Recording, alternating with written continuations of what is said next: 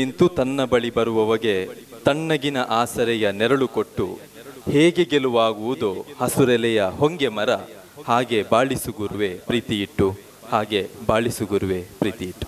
ನೇದಿರುವಂಥ ಎಲ್ಲರಿಗೂ ಕೂಡ ಪ್ರೀತಿಯ ನಮನವನ್ನು ಸಲ್ಲಿಸ ಬಂಧುಗಳೇ, ಭಾರತದ ನರನಾಡಿಯಂತೆ ಕೆಲಸವನ್ನ ನಿರ್ವಹಿಸ್ತಾ ಇರುವಂಥದ್ದು ಅದು ಸಾರಿಗೆ ವ್ಯವಸ್ಥೆ. ಸಾರಿಗೆ ವ್ಯವಸ್ಥೆ ಇಲ್ಲದೇ ಇರುವಂತಹ ಸಮಾಜವನ್ನು ಅಥವಾ ದೇಶವನ್ನು ನಾವು ನಿರೀಕ್ಷೆ ಮಾಡಲಿಕ್ಕೂ ಕೂಡ ಸಾಧ್ಯ ಇಲ್ಲ.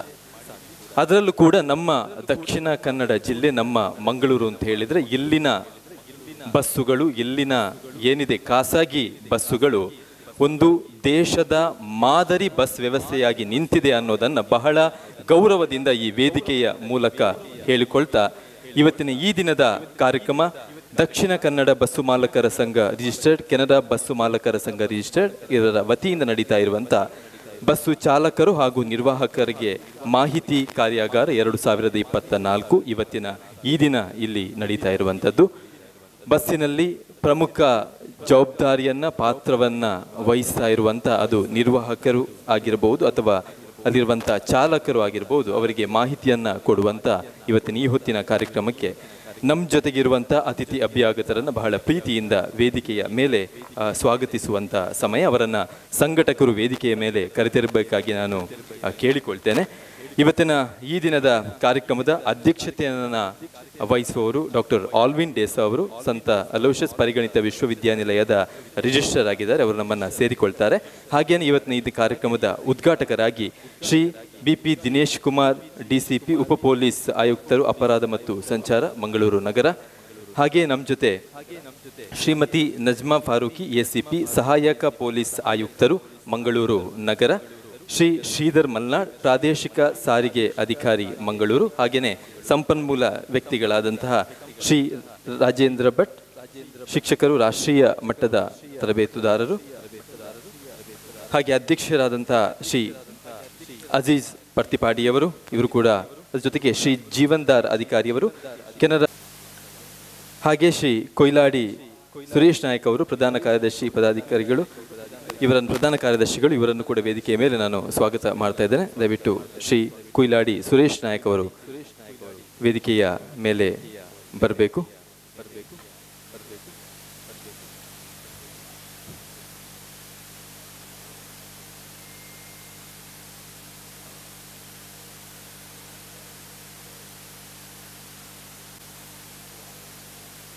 ಪತಿಪಾಡಿಯವರು ವೇದಿಕೆ ಮೇಲೆ ಆಸೀನರಾಗಬೇಕು. ಕೆಲವೇ ಕ್ಷಣದಲ್ಲಿ ಈ ಕಾರ್ಯಕ್ರಮದ ಸಭಾಧ್ಯಕ್ಷತೆಯನ್ನು ವಹಿಸುವಂಥ ಸಂತ ಅಲೋಷಿಯಸ್ ಪರಿಗಣಿತ ವಿಶ್ವವಿದ್ಯಾನಿಲಯದ ರಿಜಿಸ್ಟರ್ ಆಗಿರುವಂಥ ಡಾಕ್ಟರ್ ಆಲ್ವಿನ್ ಡೇಸ್ ಅವರು ಕಾರ್ಯಕ್ರಮದಲ್ಲಿ ಸೇರಿಕೊಳ್ತಾರೆ. ಮತ್ತೊಮ್ಮೆ ನಾವು ಅಂತ ನಮ್ಮ ಇಷ್ಟ ದೇವರುಗಳು ನಮಗೆಲ್ಲರೂ ಕೂಡಿಗಳಲ್ಲಿ 100 ಹೆಸರಿನಲ್ಲಿ 100 ವಿಲಾಸ ವೈಭವಗಳೊಂದಿಗೆ ನನ್ನಾರಾಧನೆಯನ್ನು ಯಾರು ಅಂಗೀಕರಿಪನೋ ಅವನೂರ್ವನಿಗೆ ನಮನ ಅನ್ನುವಂಥ ಮಾತಿನಂತೆ ಇದುವೇ ನಂಬಿಕೆಯ ಮೇಲೆ ನಿಂತು ಹೇಳ್ತಾ, ಕಾರ್ಯಕ್ರಮಕ್ಕೆ ಬಂದಿರುವಂಥ ಎಲ್ಲ ಅತಿಥಿ ಅಭ್ಯಾಗತರನ್ನು ನಾನು ಸ್ವಾಗತಿಸಬೇಕು ಅಂತ ಹೇಳಿ ನಾನು ಶ್ರೀ ಅಜೀಜ್ ಪರ್ತಿಪಾಡಿ, ಅಧ್ಯಕ್ಷರು ಬಸ್ ಮಾಲಕರ ಸಂಘ, ಇವರಲ್ಲಿ ನಾನು ಕೇಳಿಕೊಳ್ತೇನೆ.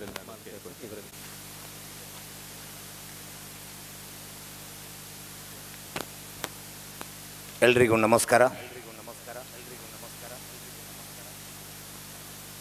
ಕೆನರಾ ಬಸ್ ಮಾಲಕರ ಸಂಘ ರಿಜಿಸ್ಟರ್ಡ್ ಹಾಗೂ ದಕ್ಷಿಣ ಕನ್ನಡ ಬಸ್ ಮಾಲಕರ ಸಂಘ ರಿಜಿಸ್ಟರ್ಡ್, ಸೈಂಟ್ ಎಲೋಸಿಯಸ್ ಸಂಸ್ಥೆ ಇದರ ಸಹಯೋಗದೊಂದಿಗೆ ಇಂದು ನಡೆಸಲಾಗುತ್ತಿರುವಂತಹ ಈ ತರಬೇತಿ ಕಾರ್ಯಾಗಾರ,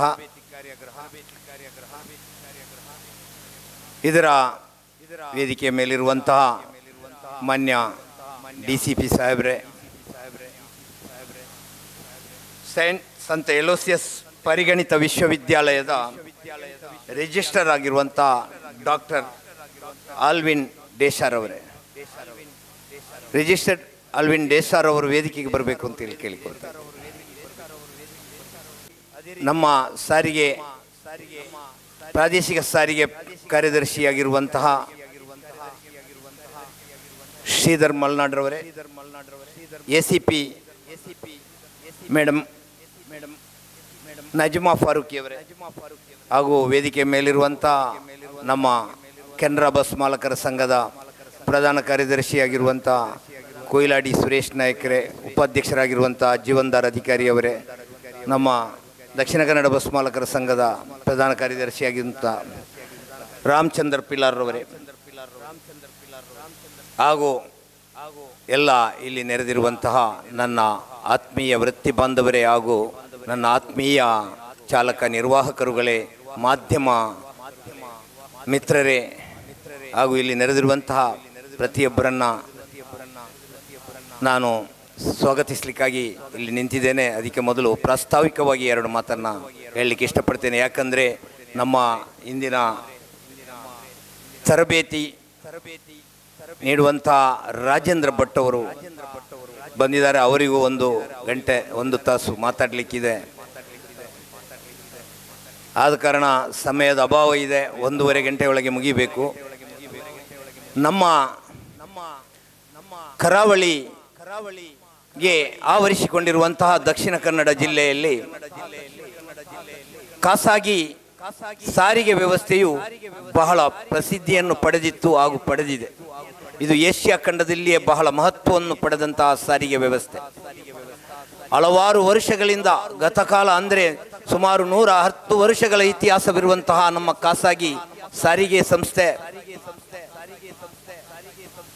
ಅಂದಿನ ಗತ ಕಾಲದಲ್ಲಿ ಸಾರ್ವಜನಿಕರೊಂದಿಗೆ, ವಿದ್ಯಾರ್ಥಿ ಸಮುದಾಯದೊಂದಿಗೆ ಹಾಗೂ ಇಲಾಖೆಯೊಂದಿಗೆ ಬಹಳ ಅನ್ಯೋನ್ಯ ಸಂಬಂಧವನ್ನು ಇಟ್ಟುಕೊಂಡಿತ್ತು. ಮಾತ್ರವಲ್ಲ, ಆ ಸೌಹಾರ್ದತೆ, ಸಾಮರಸ್ಯತೆ, ಮಧುರ ಬಾಂಧವ್ಯ ಅದೊಂದು ಬಹಳ ಪ್ರಮುಖ ವಿಷಯವಾಗಿತ್ತು. ಆದರೆ ಬರುತ್ತಾ ನಮ್ಮ ಈ ಸಾರಿಗೆ ವ್ಯವಸ್ಥೆಯಲ್ಲಿ ಬಹಳಷ್ಟು ಅಭಿವೃದ್ಧಿ ಆಗಿದೆ. ಆದರೂ ಇತ್ತೀಚಿನ ಸಂದರ್ಭದಲ್ಲಿ ಬಹಳಷ್ಟು ಟೀಕೆಗಳು ಬರ್ತಾ ಇವೆ. ನಿಮ್ಮ ಸಿಬ್ಬಂದಿ ವರ್ಗದ ವರ್ತನೆಯಲ್ಲಿ ಹಾಗೂ ಕಾನೂನಿನ ಪಾಲನೆಯಲ್ಲಿ ಬಹಳಷ್ಟು ಟೀಕೆಗಳು ಬರ್ತಾ ಇವೆ. ಇವನ್ನ ಹೋಗಲಾಡಿಸಲಿಕ್ಕೋಸ್ಕರ ನಾವು ಬಹಳಷ್ಟು ಸಭೆಗಳನ್ನು, ತರಬೇತಿಯನ್ನು ನಡೆಸಿದ್ದೇವೆ. ಕಳೆದ ಸಭೆಯಲ್ಲಿ ಮಾನ್ಯ DCP ಸಾಹೇಬರು ಬಿ ದಿನೇಶ್ ಕುಮಾರ್ ರವರು ಬಹಳ ಕಳವಳವನ್ನು ವ್ಯಕ್ತಪಡಿಸಿ ಮಾತಾಡಿದರು. ಯಾಕೆಂತ ಹೇಳಿದರೆ, ಪದೇ ಪದೇ ನೀವು ತರಬೇತಿ ಶಿಬಿರ ಮಾಡ್ತೀರಾ, ಎಲ್ಲವನ್ನು ಮಾಡ್ತೀರಾ, ಆದರೆ ಯಾವುದೇ ಪ್ರಯೋಜನ ಆಗ್ತಾ ಇಲ್ಲ, ಯಾವುದೇ ಬದಲಾವಣೆ ಆಗ್ತಾ ಇಲ್ಲ ಅಂತೇಳಿ ಭಾಳ ಕಳವಳವನ್ನು ವ್ಯಕ್ತಪಡಿಸಿದ್ದನ್ನು ನಾವು ಪರಿಗಣಿಸಿ ಹಾಗೂ ACP ಮೇಡಮ್ರವರು ಈ ಮುಂಗಾರಿನ ಮೊದಲು, ಈ ಮಳೆಗಾಲಕ್ಕೆ ಮೊದಲು ರಸ್ತೆಯ ಮೇಲೆ ಭಾಳಷ್ಟು ಇಂಧನ ಆಯಿಲ್ಗಳು ಬಿದ್ದು ಜಾರುವಂಥ ಪರಿಸ್ಥಿತಿಯಲ್ಲಿ ಅಪಘಾತ ಆಗ್ಬೋದು. ಅದೇ ರೀತಿ ಶಾಲಾ ಕಾಲೇಜುಗಳು ಸ್ಟಾರ್ಟ್ ಆಗಿ ಮಕ್ಕಳು ಬಸ್ಸನ್ನು ಹತ್ತುವಾಗ ಇಳಿಯುವಾಗ ಜಾಗ್ರತೆ ವಹಿಸಬೇಕಾಗಿ ಒಂದು ಕಾರ್ಯಾಗಾರ ಇಟ್ಕೊಳ್ಬೇಕು. ಆ ಮೂಲಕ ಎಲ್ಲ ನಿರ್ವಾಹಕರು ಮತ್ತು ಚಾಲಕರಿಗೆ ಒಂದು ತರಬೇತಿಯನ್ನು ನೀಡಬೇಕು ಅಂತೇಳಿ ಅವಸರದಲ್ಲಿ 2-3 ದಿನ ಮೊದಲು ಹೇಳಿದರು. ಆದಾಗ್ಯೂ ನಾವು ಈ ಕಾರ್ಯಕ್ರಮವನ್ನು ಹಮ್ಮಿಕೊಂಡಿದ್ದೇವೆ. ಬಹಳಷ್ಟು ಚಾಲಕರು ಮತ್ತು ನಿರ್ವಾಹಕರು ಇವತ್ತು ಡ್ಯೂಟಿಯಲ್ಲಿದ್ದ ಕಾರಣ ಹೆಚ್ಚಿನವರಿಗೆ ಬರಲಿಕ್ಕಾಗಲಿಲ್ಲ, ಕೆಲವರು ಬರ್ತಾ ಇದ್ದಾರೆ. ಆದರೂ ನಾವು ನಮ್ಮ ಪ್ರತಿಯೊಂದು ಪ್ಯಾಂಪ್ಲೆಟ್ಗಳನ್ನು ತಯಾರು ಮಾಡಿ ಎಲ್ಲರಿಗೂ, ಪ್ರತಿಯೊಬ್ಬರಿಗೂ ಸಿಗುವಾಗೆ ಕೊಟ್ಟಿದ್ದೇವೆ. ಅದರಲ್ಲಿ ಸಾರಿಗೆ ನಿಯಮವನ್ನು ಮತ್ತು ಈ ಯಾವ ರೀತಿ ಸೌಜನ್ಯತೆಯಲ್ಲಿ ವರ್ತಿಸಬೇಕು ಎಂಬುದನ್ನು ಎಲ್ಲವನ್ನು ನೋಟ್ ಮಾಡಿದ್ದೇವೆ. ಅದನ್ನೆಲ್ಲವನ್ನು ಡ್ರೈವರ್ ಕಂಡಕ್ಟರ್ಗಳಿಗೂ ಕಲಿಸಿಕೊಟ್ಟಿದ್ದೇವೆ. ಈಗ ಇಷ್ಟೆಲ್ಲ ಒಂದು ಸಾಮರಸ್ಯತೆ, ಸೌಹಾರ್ದತೆ ಇದ್ದಂತಹ ನಮ್ಮ ಜಿಲ್ಲೆಯಲ್ಲಿ ಈಗ ಆ ಒಂದು ಮಾನವೀಯ ಮೌಲ್ಯ ಕಡಿಮೆ ಆಗ್ತಾ ಹೋಗಿದೆ ನಮ್ಮ ಚಾಲಕರು, ನಿರ್ವಾಹಕರು ಮತ್ತು ಸಾರ್ವಜನಿಕರ ಮಧ್ಯೆ. ಈ ಸಾರ್ವಜನಿಕರು, ವಿದ್ಯಾರ್ಥಿ ಸಮುದಾಯ ಮತ್ತು ನಮ್ಮ ಈ ಚಾಲಕ ನಿರ್ವಾಹಕರ ಇವರ ಮಧ್ಯೆ ಒಂದು ಮಧುರ ಬಾಂಧವ್ಯವನ್ನು ಇಟ್ಟುಕೊಳ್ಳಲಿಕ್ಕೆ ಬೇಕಾಗಿ ನಾವು ಈ ಕಾರ್ಯಕ್ರಮವನ್ನು ಹಮ್ಮಿಕೊಂಡಿದ್ದೇವೆ. ಇದರಲ್ಲಿ ಈಗ ನಾನು ಹೆಚ್ಚೇನು ಹೇಳೋದಿಲ್ಲ. ಯಾಕಂತ ಹೇಳಿದರೆ ಪ್ರತಿ ತರಬೇತಿ ಇದರಲ್ಲೂ ಮಾತಾಡಿ ಆಗಿದೆ. ಈಗ ನಾನು ಒಂದು ಕಳಕಳಿಯ ನನ್ನ 1-2-3 ಮನವಿ ಏನು ಅಂತ ಹೇಳಿದರೆ, ನಮ್ಮ ಸಾರಿಗೆ ನಿಯಮ ಏನು ಇದೆ ಆ ನಿಯಮವನ್ನು ಕಟ್ಟುನಿಟ್ಟಾಗಿ ಪಾಲಿಸುವಂಥದ್ದನ್ನು ನನ್ನ ಆತ್ಮೀಯ ಚಾಲಕ ನಿರ್ವಾಹಕರು ಬಹಳ ಶ್ರದ್ಧೆಯಿಂದ ಮನಗಂಡು, ಯಾವ ರೀತಿ ಅಂತ ಹೇಳಿದರೆ ಒಂದು ಅಪಘಾತವಾದರೆ ಯಾವ ರೀತಿ ಅವರ ಆಧಾರ ಸ್ತಂಭ ಕಳಚಿ ಹೋಗ್ತದೆ, ಅವರ ಮನೆಯದ್ದು, ಅವರ ಕುಟುಂಬದವರು ನಿರ್ಗತಿಕರಾಗ್ತಾರೆ. ಅದೇ ರೀತಿ ಒಂದು ಆ ಜೀವ ಕಳೆದುಕೊಂಡ್ರೆ ಎಷ್ಟೊಂದು ದೊಡ್ಡ ನಷ್ಟವಾಗ್ತದೆ, ನಡು ಹಗಲಲ್ಲಿ ಕಗ್ಗತ್ತಲು ಸಂಭವಿಸ್ತದೆ. ಇವೆಲ್ಲವನ್ನು ಪರಿಗಣಿಸಿ ಭಾಳ ಜಾಗರೂಕತೆಯಿಂದ ಬೆಳಗ್ಗೆ ಬರುವಾಗಲೇ ನೀವು ಡ್ಯೂಟಿಗೆ ಒಂದು ಮನದಲ್ಲಿ ಇಟ್ಕೊಳ್ಬೇಕು, ಇವತ್ತು ನಾನು ಯಾವುದೇ ತಪ್ಪನ್ನು ಮಾಡುವುದಿಲ್ಲ, ನನ್ನ ತಪ್ಪಿನಿಂದ ನನ್ನ ನಿರ್ಲಕ್ಷ್ಯದಿಂದ ಯಾವುದೇ ಅಪಘಾತವಾಗಬಾರ್ದು ಅಂತ ಹೇಳುವಂಥ ಒಂದು ದೃಢ ನಿರ್ಧಾರದಿಂದ ಬಂದು ತಾವು ಸೀಟಲ್ಲಿ ಕೂತ್ಕೊಳ್ಬೇಕು ಅಂತೇಳಿ ಕೇಳಿಕೊಳ್ತಾ ಇದ್ದೇನೆ. ಅದೇ ರೀತಿ ನಿರ್ವಾಹಕರು ಮತ್ತು ಚಾಲಕರು ಕರ್ಕಶ ಹಾರ್ನನ್ನು ಬಳಸುವುದು, ಟ್ಯಾಪ್ ರೆಕಾರ್ಡರ್ ಇಡೋದು, ಆಮೇಲೆ ಈ ಮುಖ್ಯವಾಗಿ ಈಗ ನಮ್ಮ ಲೇಡಿ ಕ್ವಶನ್ನಿಂದ ಹಿಡಿದು ಕಂಕನಾಡಿ ಅಂಬೇಡ್ಕರ್ ಸರ್ಕಲ್ವರೆ ಆಮೇಲೆ ಕರಾವಳಿ ಸರ್ಕಲ್ವರೆಗೂ ಒಂದು ಪ್ರಾಬ್ಲಮ್ ಅಂದರೆ ಪೊಲೀಸ್ ಅಧಿಕಾರಿಗಳಾಗಲಿ ಸಾರಿಗೆ ಅಧಿಕಾರಿಗಳಾಗಲಿ ಹಿಂದಿಂದ ಬಂದರೂ ಅಲ್ಲಾಡೋದಿಲ್ಲ, ಅವರು ಅದನ್ನು ನೋಡೋದಿಲ್ಲ ಅಂತ ಹೇಳುವ ಪದೇ ಪದೇ ಕಂಪ್ಲೇಂಟ್ ಇದೆ. ಆದ ಕಾರಣ ಪ್ರತಿಯೊಬ್ಬರು ತಮ್ಮ ಬಸ್ ನಿಲ್ದಾಣದಲ್ಲಿ ಮತ್ತು ಬಸ್ ಬೇಗಳಲ್ಲಿ ನಿಲ್ಲಿಸಿ ಮಾರ್ಗದ ಮಧ್ಯದಲ್ಲಿ ನಿಲ್ಲಿಸದೆ ನಾವು ಅದನ್ನು ಪಾಲನೆ ಮಾಡಬೇಕು ಅಂತೇಳಿ ಕೂಡ ಕೇಳ್ಕೊಳ್ತಾ ಇದ್ದೇನೆ. ಆಗ ಹೆಚ್ಚಿನ ನಿರ್ವಾಹಕರು ಮತ್ತು ಚಾಲಕರ ಒಂದು ಕಂಪ್ಲೇಂಟ್ ನಮ್ಮಲ್ಲಿ ಬಂದಿದೆ ಏನು ಅಂತ ಹೇಳಿದರೆ, ನಾವು ಮಾತ್ರ ಅಲ್ಲ, ಬೇರೆ ಗೂಡ್ಸ್ ವೆಹಿಕಲ್ನವರು ಆಮೇಲೆ ಕಾರು ಇನ್ನಿತರ ವಾಹನದವರು ಕೂಡ ಆ ತಪ್ಪನ್ನು ಮಾಡ್ತಾರೆ. ಆದರೆ ನಮ್ಮನ್ನು ಯಾಕೆ ಇದು ಮಾಡ್ತೀರಿ ಅಂತ ಹೇಳಿದರೆ, ನಾವು ಒಂದು ಸಾರಿಗೆ ವ್ಯವಸ್ಥೆಯಲ್ಲಿ ಒಂದು ಸೇವೆಯನ್ನು ಕೊಡುವಂಥವರು, ನಾವು ಸರಿಯಾಗಬೇಕು, ಮತ್ತು ನಾವು ಇನ್ನೊಬ್ಬರ ಮೇಲೆ ಕೈ ತೋರಿಸೋಣ. ಆದ ಕಾರಣ ನಾವು ಸರಿಯಾಗಿ ಈ ಪಾಲನೆಯನ್ನು ಮಾಡಬೇಕು. ಆಮೇಲೆ ಯಾವುದು ಅಂತೇಳಿದರೆ, ಇದರಿಂದ ಎಷ್ಟು ತೊಂದರೆ ಆಗ್ತದೆ ಅಂತೇಳಿದರೆ, ಈ ನಮ್ಮ ಇಡೀ ವಿಶ್ವದಲ್ಲಿ 2 ಮಹಾಯುದ್ಧಗಳು ನಡೆದವು, ಅದರಲ್ಲಿ ಎಷ್ಟು ಜನ ಹತರಾಗಿದ್ದಾರೋ ಅಥವಾ ಮೃತ್ಯು ಹೊಂದಿದ್ದಾರೋ ಅದಕ್ಕಿಂತ ಅಧಿಕವಾಗಿ ಈ ಅಪಘಾತದಲ್ಲಿ ಸತ್ತಿದ್ದಾರೆ ಅಂತ ಹೇಳುವುದು ಭಾಳ ಖೇದಕರ ಸಂಗತಿ. ಆದ್ದರಿಂದ ಈಗ ಹೆಚ್ಚಿನ ಇದರಲ್ಲಿ ಶ್ರೀಮಂತ ರಾಷ್ಟ್ರಗಳಲ್ಲಿ ಈ ಅಪಘಾತಗಳು ಬಹಳ ಕಡಿಮೆ, ಉಳಿದ ರಾಷ್ಟ್ರಗಳಲ್ಲಿ ನೋಡಿದರೆ ಇದರ ದುಪ್ಪಟ್ಟು ಜಾಸ್ತಿ ಇದೆ. ಆದ ಕಾರಣ ನಮ್ಮ ಒಂದು ಈ ಸುಂದರವಾದ ಭಾರತ ದೇಶದಲ್ಲಿ ನಮ್ಮ ಜಿಲ್ಲೆಯಲ್ಲಿ ಒಂದು ಉತ್ತಮ ಶಿಸ್ತುಬದ್ಧ, ಅದೇ ರೀತಿ ಅಪಘಾತರಹಿತ ಹಾಗೂ ಒಂದು ಸೌಜನ್ಯದಿಂದ ಕೂಡಿದ ಉತ್ತಮ ಸಾರಿಗೆ ಸೇವೆಯನ್ನು ನೀಡುವಲ್ಲಿ ಚಾಲಕ ನಿರ್ವಾಹಕರುಗಳ ಪಾತ್ರ ಬಹಳ ಮಹತ್ತರವಾದ್ದು. ತಾವುಗಳು ಇದಕ್ಕೆ ಸಹಕಾರ ಕೊಡಬೇಕು. ಇನ್ನು ಮುಂದಕ್ಕೆ ತಾವು ಮಾತ್ರ ಅಲ್ಲ, ತಮ್ಮ ಸಹವರ್ತಿಗಳಿಗೂ ಈ ವಿಷಯವನ್ನು ತಿಳಿಸಿ ಮುಂದಕ್ಕೆ ಅಪಘಾತಗಳು ಸಂಭವಿಸದ ಹಾಗೆ ಹಾಗೂ ಸಾರ್ವಜನಿಕರು ನಮ್ಮ ಬಗ್ಗೆ ಒಂದು ಉತ್ತಮ ಅಭಿಪ್ರಾಯವನ್ನು ಕೊಡುವ ಹಾಗೆ ನಾವು ವರ್ತನೆ ಮಾಡಬೇಕು, ಅವರಲ್ಲಿ ವ್ಯವಹರಿಸಬೇಕು. ಗತಕಾಲದ ಆ ವೈಭವವನ್ನು ಮತ್ತೊಮ್ಮೆ, ಆ ವೈಭವ ಮತ್ತು ಸಾಮರಸ್ಯತೆಯನ್ನು ಮತ್ತೊಮ್ಮೆ ಇಲ್ಲಿ ತಂದು ಇಡಬೇಕು ಅಂತೇಳಿ ಈ ವ್ಯವಸ್ಥೆಯನ್ನು ಮುಂದುವರಿಸಿಕೊಂಡು ಹೋಗುವಲ್ಲಿ ನಿಮ್ಮ ಸಹಕಾರವನ್ನು ಕೋರ್ತೇನೆ. ಪೊಲೀಸ್ ಇಲಾಖೆ, ಸಾರಿಗೆ ಇಲಾಖೆ ನಮ್ಮ ಈ ಕಷ್ಟಕರವಾದಂಥ ಈ ರಸ್ತೆಯಲ್ಲಿ, ಅಂದರೆ 1975ರಲ್ಲಿ ಯಾವುದು ರಸ್ತೆ ಇತ್ತು ಅದೇ ರಸ್ತೆ ಈಗ ಇದೆ, ಆದರೆ ಅದೆಷ್ಟೋ ಪಾಲು ವಾಹನಗಳು ಜಾಸ್ತಿಯಾಗಿದೆ.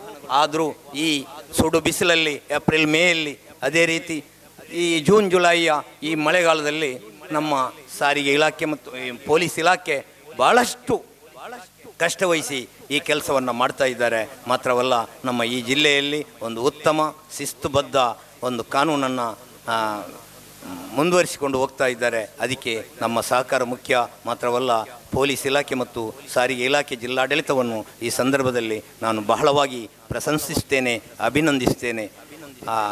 ಮತ್ತು ಸಾಮರಸ್ಯತೆ ಮತ್ತು ಸೌಹಾರ್ದವನ್ನು ಕಾಪಾಡಿಕೊಂಡು ಬರುವಲ್ಲಿ ಪೊಲೀಸ್ ಇಲಾಖೆ, ಸಾರಿಗೆ ಇಲಾಖೆ ಹಾಗೂ ಜಿಲ್ಲಾಡಳಿತ ವಹಿಸುತ್ತಿರುವಂಥ ಪಾತ್ರ ಶ್ಲಾಘನೀಯವಾದದ್ದು.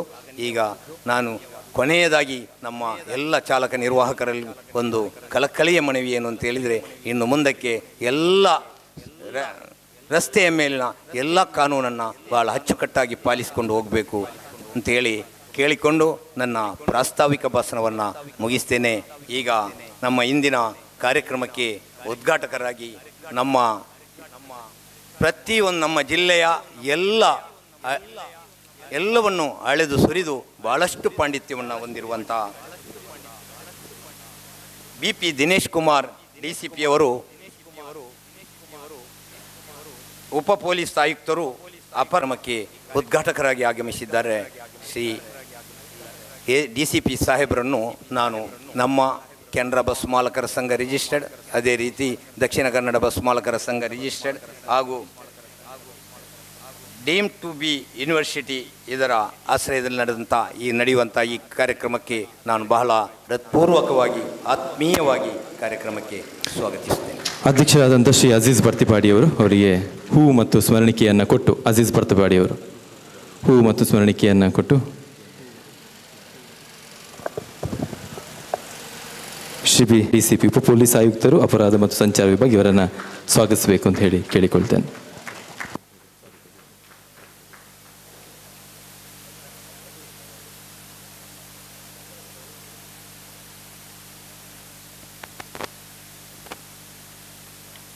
ಅದೇ ರೀತಿ ಇಂದು ಡಾಕ್ಟರ್ ಆಲ್ವಿನ್ ಡೇಸಾ ರಿಜಿಸ್ಟರ್ಡ್ ಸಂತ ಅಲೋಸಿಯಸ್ ಪರಿಗಣಿತ ವಿಶ್ವವಿದ್ಯಾನಿಲಯ ಇದರ ರಿಜಿಸ್ಟರ್ ಆಗಿರುವಂಥ ಡಾಕ್ಟರ್ ಆಲ್ವಿನ್ ಡೇಸಾರವರು ಈ ಕಾರ್ಯಕ್ರಮಕ್ಕೆ ಅಧ್ಯಕ್ಷತೆಯನ್ನು ವಹಿಸಲಿದ್ದಾರೆ. ಅವರನ್ನು ನಾನು ಈ ಕಾರ್ಯಕ್ರಮಕ್ಕೆ ಬಹಳ ಆದರದಿಂದ ಸ್ವಾಗತಿಸ್ತೇನೆ. ಅವರನ್ನು ಕೆನರಾ ಬಸ್ ಮಾಲಕರ ಸಂಘದ ಪ್ರಧಾನ ಕಾರ್ಯದರ್ಶಿಯಾದಂಥ ಶ್ರೀ ಕುಯಿಲಾಡಿ ಸುರೇಶ್ ನಾಯಕ್ ಅವರಿಗೆ ಹೂವು ಮತ್ತು ಸ್ಮರಣಿಕೆಯನ್ನು ಕೊಟ್ಟು ಶ್ರೀ ಡಾಕ್ಟರ್ ಆಲ್ವಿನ್ ಡೇಸಾ ಇವರನ್ನು ಸ್ವಾಗತಿಸಬೇಕು ಅಂತ ಹೇಳಿ ಕೇಳಿಕೊಳ್ತಿದ್ದೇನೆ. ರಿಜಿಸ್ಟರ್ ಸಂತ ಅಲೋಷಿಯಸ್ ಪರಿಗಣಿತ ವಿಶ್ವವಿದ್ಯಾನಿಲಯ.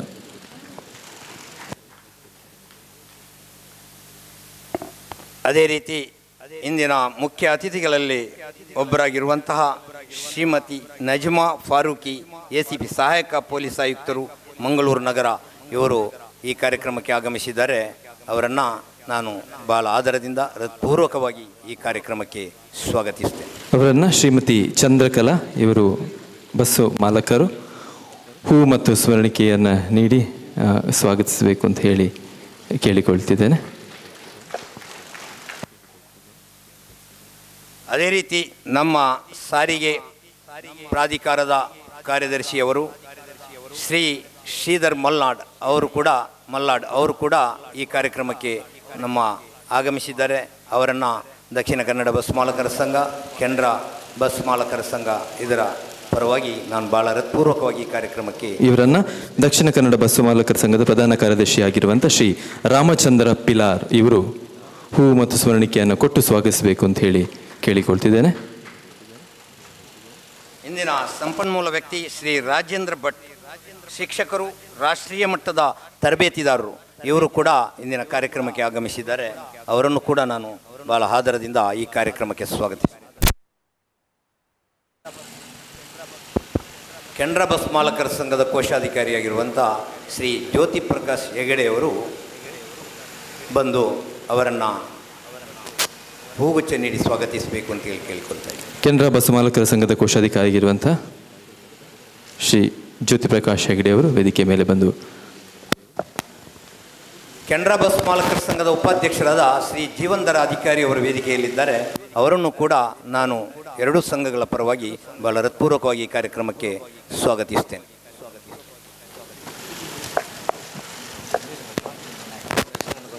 ಶ್ರೀ ರಾಮಚಂದ್ರ ನಾಯಕ್ ಅವರು ವೇದಿಕೆ ಮೇಲೆ ಬರಬೇಕು. ಉಪಾಧ್ಯಕ್ಷರು ದಕ್ಷಿಣ ಕನ್ನಡ ಬಸ್ ಮಾಲಕರ ಸಂಘ.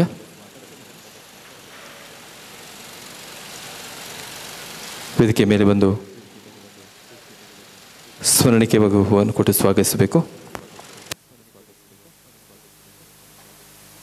ಕೆನರಾ ಬಸ್ ಮಾಲಕರ ಸಂಘದ ಪ್ರಧಾನ ಕಾರ್ಯದರ್ಶಿಯಾಗಿರುವಂಥ ಸುರೇಶ್ ನಾಯಕ್ ಕೊಯ್ಲಾಡಿ ಇವರು ಕೂಡ ಇಂದಿನ ಕಾರ್ಯಕ್ರಮಕ್ಕೆ ಆಗಮಿಸಿದ್ದಾರೆ.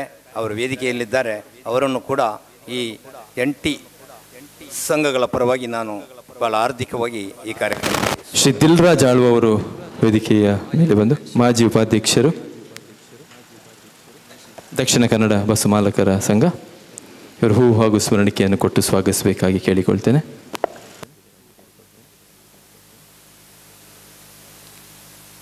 ನಮ್ಮ ದಕ್ಷಿಣ ಕನ್ನಡ ಬಸ್ ಮಾಲಕರ ಸಂಘದ ಪ್ರಧಾನ ಕಾರ್ಯದರ್ಶಿಯಾಗಿರುವಂಥ ರಾಮಚಂದ್ರ ಪಿಲಾರ್ ಅವರನ್ನು ಕೂಡ ಈ ಕಾರ್ಯಕ್ರಮಕ್ಕೆ ನಾನು ಹೃತ್ಪೂರ್ವಕವಾಗಿ ಸ್ವಾಗತಿಸ್ತೇನೆ. ಇನ್ನುಳಿದಂತೆ ನಮ್ಮ ಇನ್ಸ್ಪೆಕ್ಟರ್ಗಳಾದಂತಹ ನಮ್ಮ ಟ್ರಾಫಿಕ್ ಇನ್ಸ್ಪೆಕ್ಟರ್ಗಳಾದಂಥ ಶ್ರೀ ಜಿ ಆನಂದ್ರವರನ್ನು ಭಾಳ ಹೃತ್ಪೂರ್ವಕವಾಗಿ ನಾನು ಈ ಕಾರ್ಯಕ್ರಮಕ್ಕೆ ಸ್ವಾಗತಿಸ್ತೇನೆ. ಅದೇ ರೀತಿ ವೆಸ್ಟಿನ ಇನ್ಸ್ಪೆಕ್ಟರ್ ಆದಂತಹ ಹುಲಗಪ್ಪರವರನ್ನು, ನಾರ್ತ್ ಇನ್ಸ್ಪೆಕ್ಟರ್ ಆದಂತಹ ದೀಪಕ್ರವರನ್ನು ಹಾಗೂ ಸೌತಿನ ಇನ್ಸ್ಪೆಕ್ಟರ್ ಆದಂತಹ ಕೃಷ್ಣಾನಂದ್ ನಾಯಕ್ ಅವರನ್ನು ಕೂಡ ನಾನು ಈ ಕಾರ್ಯಕ್ರಮಕ್ಕೆ ಭಾಳ ಹೃತ್ಪೂರ್ವಕವಾಗಿ ಸ್ವಾಗತಿಸ್ತೇನೆ. ಇನ್ನುಳಿದಂತೆ ದಕ್ಷಿಣ ಇವರಿಗೆ ಹೂಗುಚ್ಛವನ್ನು ಕೊಟ್ಟು ಅವರಿಗೆ ಗೌರವವನ್ನು ಸಲ್ಲಿಸಬೇಕು ಅಂತ ಹೇಳಿ ನಾನು ಶ್ರೀ ರಾಜೇಶ್ ಶ್ರೀಯವರಲ್ಲಿ, ಜೊತೆ ಕಾರ್ಯದರ್ಶಿಗಳು, ದಕ್ಷಿಣ ಕನ್ನಡ ಬಸಮಾಲಕರ ಸಂಘ, ಹಾಗೆಯೇ ವೇದಿಕೆಗೆ ಬಂದು ಹೂಗುಚ್ಛ ಸ್ವೀಕರಿಸಬೇಕಂತೆ ಜೋಯಲ್ ಫೆರ್ನಾಂಡಿಸ್ ಅವರು, ಕೋಶಾಧಿಕಾರಿಗಳು, ದಕ್ಷಿಣ ಕನ್ನಡ ಬಸಮಾಲಕರ ಸಂಘ. ಇವರು ಎಲ್ಲರೂ ಕೂಡ ಸೇರಿ ಇವರಿಗೆ ಹೂಗುಚ್ಛವನ್ನು ಕೊಟ್ಟು ಅವರನ್ನು ಅದೇ ರೀತಿ ಸ್ವಾಗತಿಸಬೇಕು. ದೀಪಕ್ ರವರು ಮತ್ತು ಕೃಷ್ಣಾನಂದ್ ನಾಯಕ್ ಅವರು ಬರಲಿಲ್ಲ.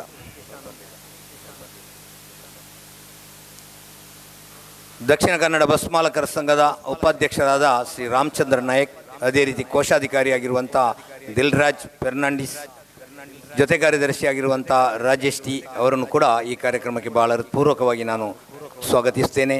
ಇನ್ನುಳಿದಂತೆ ನಮ್ಮ ಸಾಮಾಜಿಕ ಕಾರ್ಯಕರ್ತರು ಆಗಿರುವಂಥ ಜಿ ಕೆ ಭಟ್ ಅವರು ಈ ಕಾರ್ಯಕ್ರಮಕ್ಕೆ ಆಗಮಿಸಿದ್ದಾರೆ. ಅವರನ್ನು ಕೂಡ ನಾನು ಭಾಳ ಹೃತ್ಪೂರ್ವಕವಾಗಿ ಈ ಕಾರ್ಯಕ್ರಮಕ್ಕೆ ಸ್ವಾಗತಿಸ್ತೇನೆ.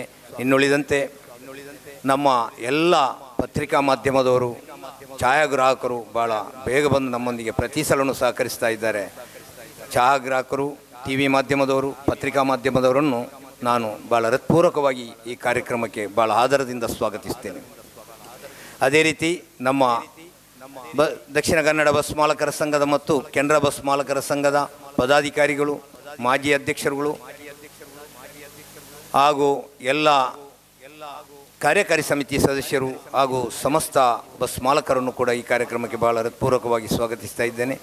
ದಕ್ಷಿಣ ಕನ್ನಡ ಬಸ್ ಮಾಲಕರ ಸಂಘದ ಮಾಜಿ ಅಧ್ಯಕ್ಷರಾದಂಥ ದಿಲ್ರಾಜ್ ಆಳ್ವರ್ ಅವರನ್ನು ಕೂಡ ಹಾಗೂ ಮಾಜಿ ಕೋಶಾಧಿಕಾರಿಯಾಗಿರುವಂಥ ಸುದೇಶ್ ಮರೋಳಿ ಅವರನ್ನು ಕೂಡ ಈ ಕಾರ್ಯಕ್ರಮಕ್ಕೆ ಭಾಳ ಆದರದಿಂದ ಸ್ವಾಗತಿಸ್ತೇನೆ.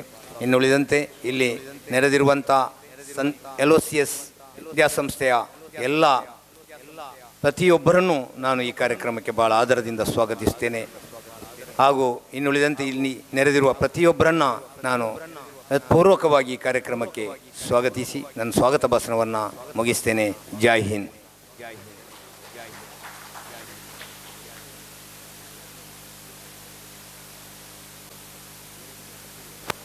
ಪ್ರಾಸ್ತಾವಿಕವಾಗಿ ಮಾತುಗಳನ್ನಾಡಿ ಎಲ್ಲರನ್ನು ಕೂಡ ಸ್ವಾಗತಿಸಿದಂಥ ದಕ್ಷಿಣ ಕನ್ನಡ ಬಸ್ಸು ಮಾಲಕರ ಸಂಘದ ಅಧ್ಯಕ್ಷರಾದಂಥ ಅಜೀಜ್ ಪರ್ತಿಪಾಡಿ ಅವರಿಗೂ ಕೂಡ ಪ್ರೀತಿಯ ಸ್ವಾಗತವನ್ನು ನಾನು ಬಯಸ್ತಾ ಇದ್ದೇನೆ.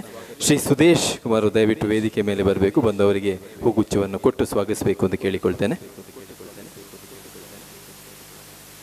ಈ ಕೋಶಾಧಿಕಾರಿಗಳು ಮೇಲೆ ಬಂದು ಸ್ವಾಗತಿಸಿದ್ದಾರೆ.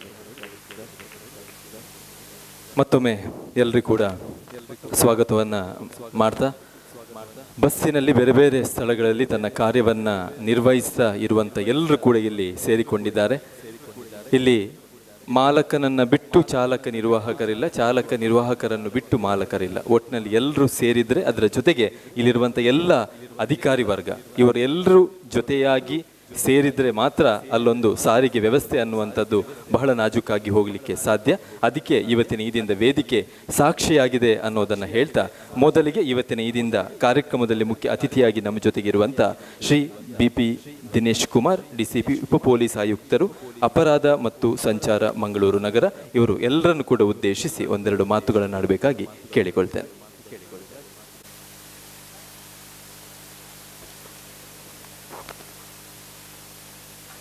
ಈ ಒಂದು ಸುಂದರ ಸಮಾರಂಭದ ವೇದಿಕೆಯಲ್ಲಿ ಉಪಸ್ಥಿತರಿರುವ ಆತ್ಮೀಯರಾದ ಈ ಕಾಲೇಜಿನ ರಿಜಿಸ್ಟ್ರಾರ್ ಅಲ್ವಿನ್ ಡೇಸಾರ್ ಅವರೇ, RTO ಶ್ರೀಧರ್ ಮಲ್ಲಾಡ್ ಅವರೇ, ACP ನಜ್ಮಾ ಫಾರೂಕಿ ಅವರೇ, ವೇದಿಕೆಯಲ್ಲಿ ಉಪಸ್ಥಿತರಿರುವಂತಹ ಎಲ್ಲ ಗಣ್ಯರೇ, ಈ ದಿನದ ಸಂಪನ್ಮೂಲ ವ್ಯಕ್ತಿ, ರಾಷ್ಟ್ರೀಯ ಮಟ್ಟದ ತರಬೇತುದಾರರು ಹಾಗೂ ಶಿಕ್ಷಕರು ಆದಂತಹ ಶ್ರೀ ರಾಜೇಂದ್ರ ಭಟ್ ಅವರೇ, ಈ ಒಂದು ದಕ್ಷಿಣ ಕನ್ನಡ ಬಸ್ಸು ಮಾಲಕರ ಸಂಘದ ಅಧ್ಯಕ್ಷರಾದ ಅಜೀಜ್ ಪಾರ್ತಿಪಾಡಿಯವರೇ, ಪ್ರಧಾನ ಕಾರ್ಯದರ್ಶಿಯವರೇ, ಪದಾಧಿಕಾರಿಗಳು ಹಾಗೂ ಸರ್ವ ಸದಸ್ಯರೇ, ಹಾಗೂ ಕೆನರಾ ಬಸ್ಸು ಮಾಲಕರ ಸಂಘದ ಎಲ್ಲ ಪದಾಧಿಕಾರಿಗಳೇ, ಈ ಕಾರ್ಯಕ್ರಮದಲ್ಲಿ ಭಾಗಿಯಾಗಿರುವಂತಹ ಎಲ್ಲ ನನ್ನ ಆತ್ಮೀಯ ಬಸ್ಸು ಮಾಲಕರೇ, ಬಸ್ಸು ಚಾಲಕರೇ, ನಿರ್ವಾಹಕರೇ, ವಿವಿಧ ಇಲಾಖೆಗಳ ಎಲ್ಲ ಅಧಿಕಾರಿಗಳೇ, ಸಾಮಾಜಿಕ ಕಾರ್ಯಕರ್ತರೇ, ಸ್ನೇಹಿತರೆ, ಮೊಟ್ಟ ಮೊದಲನೇದಾಗಿ ನಾನು ಅಜೀಜ್ರವರಿಗೆ ಅಭಿನಂದನೆಗಳನ್ನ ಸಲ್ಲಿಸಲಿಕ್ಕೆ ಇಚ್ಛೆಪಡ್ತೇನೆ. ಅವರು ಈ ಅಧಿಕಾರ ವಹಿಸಿಕೊಂಡ ನಂತರ ಹಲವಾರು ಕಾರ್ಯಕ್ರಮಗಳನ್ನು ಈ ರೀತಿಯಾಗಿ ಹಮ್ಮಿಕೊಂಡಿದ್ದಾರೆ. ನಾವು ಅವರನ್ನು ಆಗಾಗ ಭೇಟಿಯಾಗ್ತಾ ಇರ್ತೀವಿ, ಅವರಿಗೆ ಹೇಳ್ತಾ ಇರ್ತೀವಿ ಮಂಗಳೂರು ನಗರದಲ್ಲಿ ಏನೇನೋ ಸಮಸ್ಯೆಗಳಿದೆ, ಅದು ವಿಶೇಷವಾಗಿ ಬಸ್ಸುಗಳಿಗೆ ಸಂಬಂಧಪಟ್ಟ ಹಾಗೆ.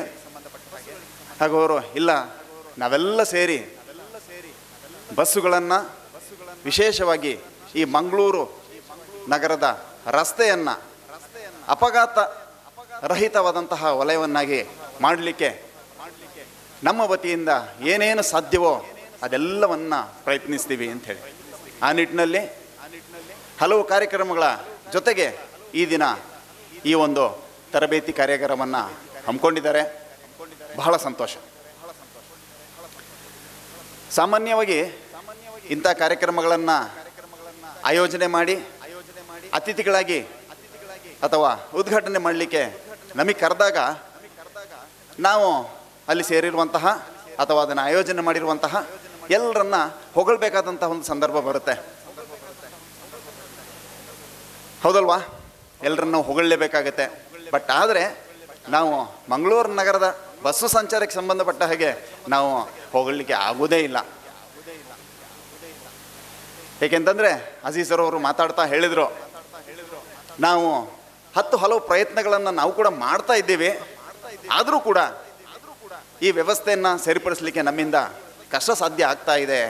ಸೊ ಹಾಗಾಗಿ ನಾವೆಲ್ಲರ ಸಹಕಾರವನ್ನು ಕೋರ್ತಾ ಇದ್ದೇವೆ ಅಂತೇಳಿ ಪೊಲೀಸ್ ಇಲಾಖೆಯಿಂದ ನಾವು ಏನು ಕಾನೂನಿದೆ ಅದನ್ನು ಅನುಷ್ಠಾನ ಮಾಡ್ತೀವಿ, ಕೇಸಸ್ ಹಾಕ್ತೀವಿ, ವೈಲೇಷನ್ಸ್ ಏನೇನು ಕಂಡುಬರುತ್ತೆ ಅದರ ಬಗ್ಗೆ ನಾವು ಕ್ರಮ ಕೈಗೊಳ್ತೀವಿ.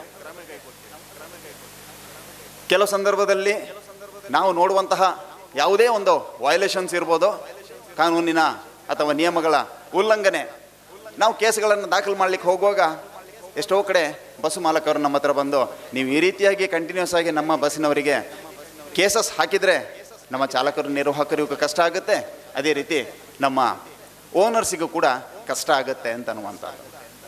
ಬಟ್ ಆದರೆ ಮಂಗಳೂರು ನಗರದ ಈ ಬಸ್ಸು ಸಾರಿಗೆ ವ್ಯವಸ್ಥೆ ಬಹುಶಃ ಹೆಚ್ಚು ಕಡಿಮೆ 80 ವರ್ಷಗಳ ಇತಿಹಾಸ ಇರುವಂಥದ್ದು. ನೀವೆಲ್ಲರೂ ಕೂಡ ಇಂತಹ ಒಂದು ಇತಿಹಾಸ ಇರುವಂತಹ ಈ ವ್ಯವಸ್ಥೆಯ ಭಾಗ ಆಗಿರೋದಕ್ಕೆ ಬಹಳ ಒಂಥರ ಖುಷಿ ಪಡಬೇಕಾಗತ್ತೆ. ಎಲ್ರಿಗೂ ಗೊತ್ತಿರೋ ಹಾಗೆ ಈ ಅಜೀಜ್ ಅವರೇ ಹೇಳಿದ ಹಾಗೆ 1977ರಲ್ಲಿ ಏನು ವ್ಯವಸ್ಥೆ ಇತ್ತು ಅದೇ ರೀತಿಯಾದಂತಹ ರಸ್ತೆಗಳು ಹಾಗೇ ಇದೆ. ವಾಹನಗಳ ಸಂಖ್ಯೆ ಮಾತ್ರ ದುಪ್ಪಟ್ಟಾಗಿದೆ.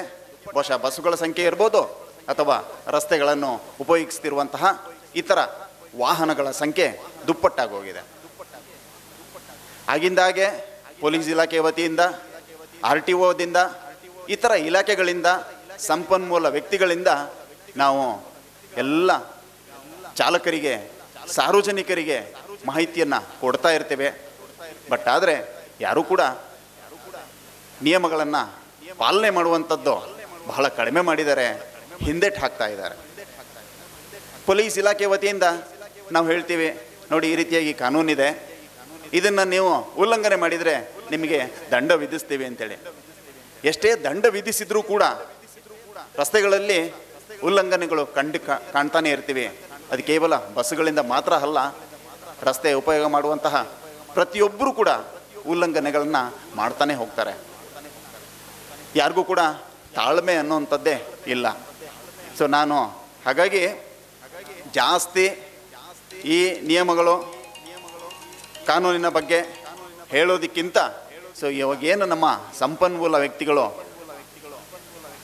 ನಿಮ್ಮನ್ನು ಅಥವಾ ಚಾಲಕರನ್ನು ಬರೀ ಬಸ್ಸು ಚಾಲನೆ ಮಾತ್ರ ಅಲ್ಲ, ಎಲ್ಲರೂ ಕೂಡ ನೀವೆಲ್ಲರೂ ಬಸ್ಸುಗಳ ಜೊತೆ ಬಹುಶಃ ಎಷ್ಟೋ ಜನರು ಇತರ ವಾಹನಗಳು 2 ವೀಲರ್ಸ್ ಓಡಿಸ್ತೀರಿ, 4 ವೀಲರ್ಸ್ ಓಡಿಸ್ತೀರಿ, ಈ ಥರ ವಾಹನಗಳನ್ನ ಚಾಲನೆ ಮಾಡ್ತೀರಿ. ಸೊ ಆ ಎಲ್ಲ ಚಾಲಕರು ಯಾವ ರೀತಿಯಲ್ಲಿ ಅವರ ವಾಹನಗಳನ್ನು ಚಾಲನೆ ಮಾಡಬೇಕು, ಮಂಗಳೂರು ನಗರ ಎಲ್ಲರಿಗೂ ಸುರಕ್ಷಿತ ವ್ಯವಸ್ಥೆ ಉಂಟು ಮಾಡುವ ನಿಟ್ಟಿನಲ್ಲಿ ಎಲ್ಲರೂ ಕೂಡ ವಾಹನವನ್ನು ಚಾಲನೆ ಮಾಡಲಿಕ್ಕೆ ಅನುವಾಗ ರೀತಿಯಲ್ಲಿ ಅವರು ಅವರ ಮಾಹಿತಿಯಿಂದ ಎಲ್ಲರನ್ನ ಪರಿವರ್ತನೆ ಮಾಡ್ತಾರೆ ಅಂತ ತಿಳ್ಕೊಳ್ತಾ, ಬಹುಶಃ ಇನ್ನೊಂದು ವಿಚಾರ ನಿಮ್ಮೆಲ್ಲರಿಗೂ ಕೂಡ ನಮ್ಮ ಹಿಂದಿನ IPC ಅಂದರೆ ಭಾರತೀಯ ದಂಡ ಸಂಹಿತೆ ಅಥವಾ CRPC ದಂಡ ಪ್ರಕ್ರಿಯಾ ಸಂಹಿತೆ ಅಥವಾ ನಮ್ಮ ಸಾಕ್ಷ್ಯ ಅಧಿನಿಯಮ ಅಥವಾ ಇಂಡಿಯನ್ ಎವಿಡೆನ್ಸ್ ಆ್ಯಕ್ಟ್ ಏನಿತ್ತು ಅದರ ಬಗ್ಗೆ ಎಲ್ಲ ಪರಿಚಯ ಇರ್ಬೋದು ಅಂತ ಅಂದ್ಕೊಂಡಿದ್ದೀನಿ. ಇವಾಗ ಇದೇ ಜುಲೈ ತಿಂಗಳಿನಿಂದ ಆ ಕಾನೂನು ಅಥವಾ ಆ ಕಾನೂನು ಅದೇ ಇರುತ್ತೆ, ಕೆಲವೊಂದು ಬದಲಾವಣೆಗಳನ್ನು ಮಾಡಿದ್ದಾರೆ. ಅದೇ ರೀತಿಯ ಹೆಸರುಗಳನ್ನು ಕೂಡ ಬದಲಾಯಿಸಿದ್ದಾರೆ. ಇನ್ನು ಮುಂದಕ್ಕೆ ನಿಮಗೆ IPC ಅಥವಾ ಭಾರತೀಯ ದಂಡ ಸಂಹಿತೆ ಅನ್ನುವಂಥದ್ದು ನಿಮಗೆ ಕೇಳೋದಿಲ್ಲ. ಇದನ್ನು ಇಂಗ್ಲೀಷ್ನಲ್ಲಿ BNS ಅಂದರೆ ಭಾರತೀಯ ನ್ಯಾಯ ಸಂಹಿತೆ 2023. IPC ಬದಲು BNS ಅಂದರೆ ಭಾರತೀಯ ನ್ಯಾಯ ಸಂಹಿತೆ. ಅದೇ ರೀತಿ CRPC ಬದಲು ಭಾರತೀಯ ನಾಗರಿಕ ಸುರಕ್ಷಾ ಸಂಹಿತೆ BNSS ಭಾರತೀಯ ನಾಗರಿಕ ಸುರಕ್ಷಾ ಸಂಹಿತೆ 2023. ಅದೇ ರೀತಿ ಭಾರತೀಯ ಸಾಕ್ಷ್ಯ ಅಧಿನಿಯಮ ಅಂತನ್ನುವಂಥದ್ದನ್ನು ಇನ್ನು ಮುಂದಕ್ಕೆ ನೀವು ಕೇಳ್ತೀರಿ. ಬಹುಶಃ ತುಂಬ ಜನರಿಗೆ ಗೊತ್ತಿರ್ಬೋದು ಯಾವುದಾದ್ರೂ ಒಂದು ಅಪಘಾತ ಆದಾಗ ಯಾವ ಪ್ರಕರಣವನ್ನು ದಾಖಲು ಮಾಡ್ತಾರೆ ಅಂತೇಳಿ. IPCನಲ್ಲಿ 279 ವಾಹನವನ್ನು ನಿರ್ಲಕ್ಷ್ಯತನೆಯಿಂದ ಅತಿ ವೇಗ ಹಾಗೂ ನಿರ್ಲಕ್ಷ್ಯತನದಿಂದ ಚಾಲನೆ ಮಾಡುವಂಥದ್ದು. ಆ ಸಂದರ್ಭದಲ್ಲಿ ಯಾರಿಗಾದರೂ ಸಣ್ಣ ಪುಟ್ಟ ಗಾಯ ಆಯಿತು ಅಂತಂದರೆ 337 IPC ಸೆಕ್ಷನ್ ಅಳವಡಿಸ್ತಾ ಇದ್ವಿ. ಯಾರಿಗಾದರೂ ಗಂಭೀರವಾದಂತಹ ಒಂದು ಗಾಯ ಆಗಿತ್ತು ಅಂತಂದರೆ ನಾವು 338 IPCಯನ್ನು ಅಳವಡಿಸ್ತಾ ಇದ್ದೀವಿ. ಅದೇ ರೀತಿ ಆ ಅಪಘಾತದಲ್ಲಿ ಯಾರಾದರೂ ಮರಣ ಹೊಂದಿದರೆ 304A 304A IPC ಅಥವಾ ಭಾರತೀಯ ದಂಡ ಸಂಹಿತೆ ಪ್ರಕಾರ ನಾವು ಕೇಸನ್ನು ದಾಖಲು ಮಾಡ್ತಿದ್ದೀವಿ. ಈಗ ಅದು ಬದಲಾವಣೆಯಾಗಿದೆ. 279 IPC ಏನಿತ್ತು ಅದು ಇನ್ನು ಮುಂದಕ್ಕೆ 281 ಭಾರತೀಯ ನ್ಯಾಯ ಸಂಹಿತೆ ಆಗುತ್ತೆ. 281 BNS ಆಗುತ್ತೆ. ಅದೇ ರೀತಿ 337 338 ಏನಿತ್ತು ಸಾಮಾನ್ಯ ಗಾಯ ಅಥವಾ ಗಂಭೀರವಾದಂತಹ ಗಾಯ ಅದು 125 125A ಮತ್ತು 125B BNS ಆಗುತ್ತೆ. ಶಿಕ್ಷೆ ಕೂಡ ಇಲ್ಲಿ ಜಾಸ್ತಿ ಮಾಡಿದ್ದಾರೆ. ಸಾಮಾನ್ಯ ಗಾಯ ಮಾಡಿದ್ದ ಅಂತಂದರೆ 6 ತಿಂಗಳವರೆಗಿನ ಕಾರಾಗೃಹವಾಸ, ಹಾಗೆಯೇ 5,000 ರೂಪಾಯಿಗಳವರೆಗಿನ ದಂಡ. ಅದೇ ರೀತಿ ಗಂಭೀರವಾದಂತಹ ಒಂದು ಗಾಯ ಆಯಿತು ಅಂತಂದರೆ 3 ವರ್ಷಗಳವರೆಗಿನ ಕಾರಾಗೃಹವಾಸ, ಅದೇ ರೀತಿ 10,000ವರೆಗಿನ ದಂಡ ವಿಧಿಸುತ್ತೆ. ಅದೇ ರೀತಿ 304A ಯಾರಾದರೂ ಈ ಅಪಘಾತದಿಂದ ಮರಣ ಹೊಂದಿದರೆ ನಾವು 304A IPC ಅಂತ ಏನು ಕರಿತಿದ್ವಿ ಅದನ್ನು 106 BNS ಭಾರತೀಯ ನ್ಯಾಯ ಸಂಹಿತೆ ಅಂತನ್ನುವಂಥದ್ದು. ಇಲ್ಲಿ ಮೊದಲಿಗೆ 2 ವರ್ಷಗಳ ಕಾರಾಗೃಹವಾಸ ಇತ್ತು 304Aಗೆ, ಈಗ ಅದನ್ನು 5 ವರ್ಷಗಳ ಕಾರಾಗೃಹವಾಸ ಹಾಗೂ ಫೈನ್ ಹಾಕಿದ್ದಾರೆ. ಅದೇ ರೀತಿ ಇನ್ನೊಂದು ವಿಶೇಷತೆ ಇರುವಂಥದ್ದು, ಎಲ್ರಿಗೂ ಗೊತ್ತಿರೋ ಹಾಗೆ ನಮ್ಮ ಮೋಟಾರು ವಾಹನ ಕಾಯ್ದೆಯಲ್ಲಿ 134 ಮತ್ತು 134A ಮತ್ತು 134B ಅಂತನ್ನುವಂಥದ್ದು ಇತ್ತು. ಅಂತಂದರೆ ಇದು ಚಾಲಕರ ಕರ್ತವ್ಯ. ಒಂದು ವೇಳೆ ಎಲ್ಲಾದರೂ ಒಂದು ಅಪಘಾತ ಆಯಿತು ಅಂತಂದರೆ ಪ್ರಥಮ ಕರ್ತವ್ಯ ಆ ಬಸ್ಸಿನ ಅಥವಾ ವಾಹನದ ಚಾಲಕರು ಯಾರು ಗಾಯಾಳುಗಳಾಗಿರ್ತಾರೆ ಅವರಿಗೆ ಪ್ರಥಮ ಚಿಕಿತ್ಸೆ ಕೊಡುವಂಥದ್ದು. ಒಂದು ವೇಳೆ ಗಾಯಾಳುವಿಗೆ ಪ್ರಥಮ ಚಿಕಿತ್ಸೆ ಕೊಡಿಸುವಲ್ಲಿ ಹಿಂದೇಟು ಹಾಕಿದರೆ ಅದಕ್ಕೆ ಒಂದು ಸೆಕ್ಷನ್ ಇತ್ತು 134A Indian motor vehicle act. ಅದೇ ರೀತಿ ಇನ್ನೊಂದು ಕರ್ತವ್ಯ ಇದ್ದಂಥದ್ದು ಅಪಘಾತ ಆದಂತಹ ಮಾಹಿತಿಯನ್ನು ಹತ್ತಿರದ ಪೊಲೀಸ್ ಠಾಣೆಗೆ ಮಾಹಿತಿಯನ್ನು ನೀಡುವಂಥದ್ದು. ಸೊ ಒಂದು ವೇಳೆ ಯಾರಾದರೂ ಅಪಘಾತವಾದಾಗ ಪೊಲೀಸರಿಗೆ ಮಾಹಿತಿ ನೀಡಿಲ್ಲ ಅಂತಂದರೆ ಅವರಿಗೆ 134B ಹಾಕ್ತಾ ಇದ್ವಿ. ಈಗ ಅದನ್ನು ಒಂದು ಪ್ರತ್ಯೇಕವಾಗಿ ಈ ಭಾರತೀಯ ನ್ಯಾಯ ಸಂಹಿತೆಯಲ್ಲಿ ಪ್ರತ್ಯೇಕವಾದಂತಹ ಒಂದು ಕಲಮಾಗಿ ಅಳವಡಿಸಿದರೆ. ಇದು 106(2) 106(2) BNS ನಲ್ಲಿ ಒಂದು ವೇಳೆ ಯಾರಾದರೂ ಪೊಲೀಸರಿಗೆ ಮಾಹಿತಿ ನೀಡದೆ, ಅದನ್ನು ಹಿಟ್ ಆ್ಯಂಡ್ ರನ್ ಅಂತ ಕರಿತೀವಿ, ಒಂದು ಅಪಘಾತ ಆಗುತ್ತೆ, ಸೊ ಇವರು ಗೊತ್ತಿದ್ರೂ ಕೂಡ ಯಾರಿಗೂ ಮಾಹಿತಿ ನೀಡದೆ ಅಲ್ಲಿಂದ ತಪ್ಪಿಸ್ಕೊಂಡು ಹೋಗುವಂಥದ್ದು. ಒಂದು ವೇಳೆ ಯಾರಾದರೂ ಈಗ ಹಿಟ್ ಆ್ಯಂಡ್ ರನ್ ಮಾಡ್ತಾರೆ, ಅಪಘಾತವಾದಾಗ ಅವನಿಗೆ ಚಿಕಿತ್ಸೆ ಕೊಡದೆ ಪೊಲೀಸರಿಗೆ ಮಾಹಿತಿ ನೀಡದೆ ಅಲ್ಲಿಂದ ತಪ್ಪಿಸ್ಕೊಂಡು ಹೋಗ್ತಾರೆ ಅಂತಂದರೆ ಅಂಥವರನ್ನು ಪತ್ತೆ ಮಾಡಿ 10 ವರ್ಷಗಳ ಕಾರಾಗೃಹವಾಸ, 10 years ಇಂಪ್ರಿಸನ್ಮೆಂಟ್, ಅದೇ ರೀತಿಯಾಗಿ ಫೈನನ್ನು ಕೂಡ ಹಾಕುವಂತಹ ಒಂದು ಅವಕಾಶ ಇದೆ. ಸೊ ಈ ಒಂದು ಹೊಸ ಒಂದು ಕಾನೂನನ್ನು ಈ ಒಂದು ಕಾಯ್ದೆಯಲ್ಲಿ ಅಳವಡಿಸಿದ್ದಾರೆ. ಸೊ ಇದನ್ನು ಪ್ರತಿಯೊಬ್ಬರು ಗಮನದಲ್ಲಿ ಇಟ್ಕೋಬೇಕು, ಈ ಒಂದು ಬದಲಾವಣೆಯನ್ನು. ಮತ್ತು ಇನ್ನೊಂದು, ಬಹುಶಃ ನಾವು ಆಗಿಂದಾಗೆ ಹೇಳ್ತಾ ಇದ್ವಿ, ಕೆಲವೊಂದು ನಿಯಮಗಳನ್ನು ಉಲ್ಲಂಘನೆ ಮಾಡಿದರೆ ಅಂತಹ ಚಾಲಕರ ಚಾಲನಾ ಪರವಾನಗಿ, ಡ್ರೈವಿಂಗ್ ಲೈಸೆನ್ಸನ್ನು ಸಸ್ಪೆನ್ಷನ್ ಮಾಡುವಂತಹ ಒಂದು ವ್ಯವಸ್ಥೆ. ಈ ಕೆಲವೊಂದು ಅಪರಾಧಗಳನ್ನು ಅಥವಾ ನಿಯಮ ಉಲ್ಲಂಘನೆ ಮಾಡಿದರೆ ನಾವು RTOಗೆ ಒಂದು ಕಾಗದವನ್ನು ಬರಿತೇವೆ. ಇಂತಹ ಒಬ್ಬ ವ್ಯಕ್ತಿ ಇಂತಹ ಒಂದು ಉಲ್ಲಂಘನೆ ಮಾಡಿದರೆ ಸೊ ಅವರಿಗೆ ನಾವು ದಂಡ ವಿಧಿಸಿದ್ದೀವಿ, ಅವರ ಚಾಲನಾ ಪರವಾನಗಿಯನ್ನು ನಿಲಂಬನೆಯಲ್ಲಿ ಇಡಿಸಬೇಕು, ಸಸ್ಪೆನ್ಷನ್ ಮಾಡಬೇಕು 3 ತಿಂಗಳವರೆಗೆ ಅಥವಾ 6 ತಿಂಗಳವರೆಗೆ ಅಂತೇಳಿ. ಸೊ RTOದವರು ಅಂಥ ಸಂದರ್ಭದಲ್ಲಿ ಅಂತಹ ಚಾಲಕರ ಡ್ರೈವಿಂಗ್ ಲೈಸೆನ್ಸನ್ನು ನಿಲಂಬನೆಗೊಳಿಸ್ತಾರೆ. ಈಗಾಗಲೇ ಒಂದೆರಡು ಉದಾಹರಣೆ ಇಲ್ಲಿದೆ. ಕೆಲವು ಬಸ್ಸಿನ ಚಾಲಕರು ನಮ್ಮ ಹತ್ರ ಬಂದಿದ್ದಾರೆ. ಸೊ ಈ ಥರ ನಮ್ಮ DL ಕ್ಯಾನ್ಸಲೇಷನಿಗೆ RTOದಿಂದ ನಮಗೆ ಹೇಳ್ತಾ ಇದ್ದಾರೆ ಏನು ಮಾಡಬೇಕು ಅಂತೇಳಿ. ನಾವು ಈ ರೀತಿಯಾದಂತಹ ಕಾರ್ಯಾಗಾರಗಳನ್ನು ಆಗಿಂದಾಗೆ ಹಮ್ಮಿಕೊಳ್ತಾ ಇದ್ದೀವಿ. ಅದೇ ರೀತಿ ನಿಮ್ಮ ಅಧ್ಯಕ್ಷರು ಕೂಡ ಪ್ರತಿಯೊಬ್ಬರಿಗೂ ಕೂಡ ಮಾಹಿತಿಯನ್ನು ನೀಡ್ತಾನೇ ಇದ್ದಾರೆ. ಒಂದು ವೇಳೆ ಉಲ್ಲಂಘನೆಗಳು, ಉದಾಹರಣೆಗೆ ಅತಿ ವೇಗದ ಚಾಲನೆ, ಎಕ್ಸೆಸಿವ್ ಸ್ಪೀಡ್, ಬಹುಶಃ ನೀವು ಹೇಳ್ಬೋದು ರಸ್ತೆಗಳಲ್ಲಿ ನಮಗೆ ಎಷ್ಟು ಸ್ಪೀಡ್ ಹೋಗಬೇಕು ಅಂತನ್ನುವಂಥದ್ದು ನಮಗೆ ಕಾಣೋದಿಲ್ಲ, ಅಲ್ಲಿ ಎಲ್ಲಿ ಬರೆದಿಟ್ಟಿಲ್ಲ ಅಂತೇಳಿ. ಇನ್ನು ಕೆಲವು ದಿನಗಳಲ್ಲಿ ರಸ್ತೆಗಳಲ್ಲಿ ಅಲ್ಲಲ್ಲಿ ನಾವು ವೇಗದ ಮಿತಿಯನ್ನು ತಿಳಿಸುವಂತಹ ಫಲಕಗಳನ್ನು ಅಳವಡಿಸ್ತೀವಿ. ಒಂದು ವೇಳೆ ನೀವೇನಾದರೂ ಯಾವ ಮಿತಿಯಲ್ಲಿ ನೀವು ಓಡಿಸ್ಬೇಕು ಅಂಥೇಳಿ ಆ ಜಾಗದಲ್ಲಿ ನಿಗದಿಪಡಿಸಿದರೆ ಅದನ್ನು ಮೀರಿದರೆ ನಿಮ್ಮ ಮೇಲೆ ಪ್ರಕರಣ ದಾಖಲಿಸ್ತೀವಿ, ಎಕ್ಸೆಸಿವ್ ಸ್ಪೀಡ್ ಅಥವಾ ಅತಿ ವೇಗದ ಚಾಲನೆ ಅಂತೇಳಿ. ಎರಡನೇದು ಅಪಾಯಕಾರಿ ಚಾಲನೆ, ಡೇಂಜರಸ್ ಡ್ರೈವಿಂಗ್. ಅಪಾಯಕಾರಿ ಚಾಲನೆ ಅಂತಂದರೆ ಏನು? ಉದಾಹರಣೆಗೆ ಒಂದು ಟ್ರಾಫಿಕ್ ಸಿಗ್ನಲ್ ಇರುತ್ತೆ, ಅಲ್ಲಿ ನಿಮಗೆಲ್ಲ ಗೊತ್ತಿರುವ ಹಾಗೆ ಬೇರೆ ಬೇರೆ ಕಲರ್ಸ್ ಇದೆ, ಆಂಬರ್ ಇದೆ, ಗ್ರೀನ್ ಇದೆ, ರೆಡ್ ಇದೆ. ಕೆಂಪು ಬಣ್ಣ ರೆಡ್ ಲೈಟ್ ಬಂದಾಗಿಯೂ ಕೂಡ ನೀವು ವಾಹನವನ್ನು ಚಾಲನೆ ಮಾಡಿಕೊಂಡು ಮುಂದೆ ಹೋಗ್ತೀರಾ ಅಂತಂದರೆ violation of red light violation ಮಾಡಿದ ಅಂತಂದರೆ ಅದು ಡೇಂಜರಸ್ ಡ್ರೈವಿಂಗ್ ಆಗುತ್ತೆ, ಅಪಾಯಕಾರಿ ಚಾಲನೆ ಆಗುತ್ತೆ. ಅಥವಾ ಅಲ್ಲಿ ಸ್ಟಾಪ್ ಸಿಗ್ನಲ್ ಎಲ್ಲೋ ಒಂದು ಕಡೆ ಸ್ಟಾಪ್ ಪೊಲೀಸರೇ ನಿಲ್ಲಿ ಅಂತ ಹೇಳ್ಬೋದು, ಅಥವಾ ಎಲ್ಲಾದರೂ ಒಂದು ಸ್ಟಾಪ್ ಸಿಗ್ನಲ್ ತೋರಿಸ್ತಾರೆ, ಸೊ ನಿಲ್ಲಿಸಿ ಅಂತ ಸೂಚನೆ ನೀಡಿದ್ದಾಗಿಯೂ ನೀವು ಅದನ್ನು ಉಲ್ಲಂಘನೆ ಮಾಡಿದರೆ ಅದು ಕೂಡ ಡೇಂಜರಸ್ ಡ್ರೈವಿಂಗ್ ಆಗುತ್ತೆ.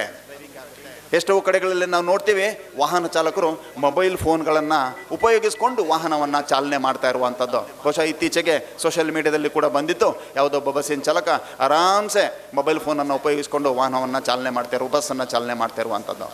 ಯಾವುದೇ ಒಬ್ಬ ವಾಹನದ ಚಾಲಕ ಯಾವುದೇ ವಾಹನ ಆಗ್ಬೋದು, ಸೊ ಅವನು ಚಾಲನೆಯ ಸಮಯ ಮೊಬೈಲ್ ಫೋನನ್ನು ಉಪಯೋಗ ಮಾಡ್ತಾನೆ ಅಂತಂದರೆ ಅದು ಕೂಡ ಡೇಂಜರಸ್ ಡ್ರೈವಿಂಗ್ ಆಗುತ್ತೆ.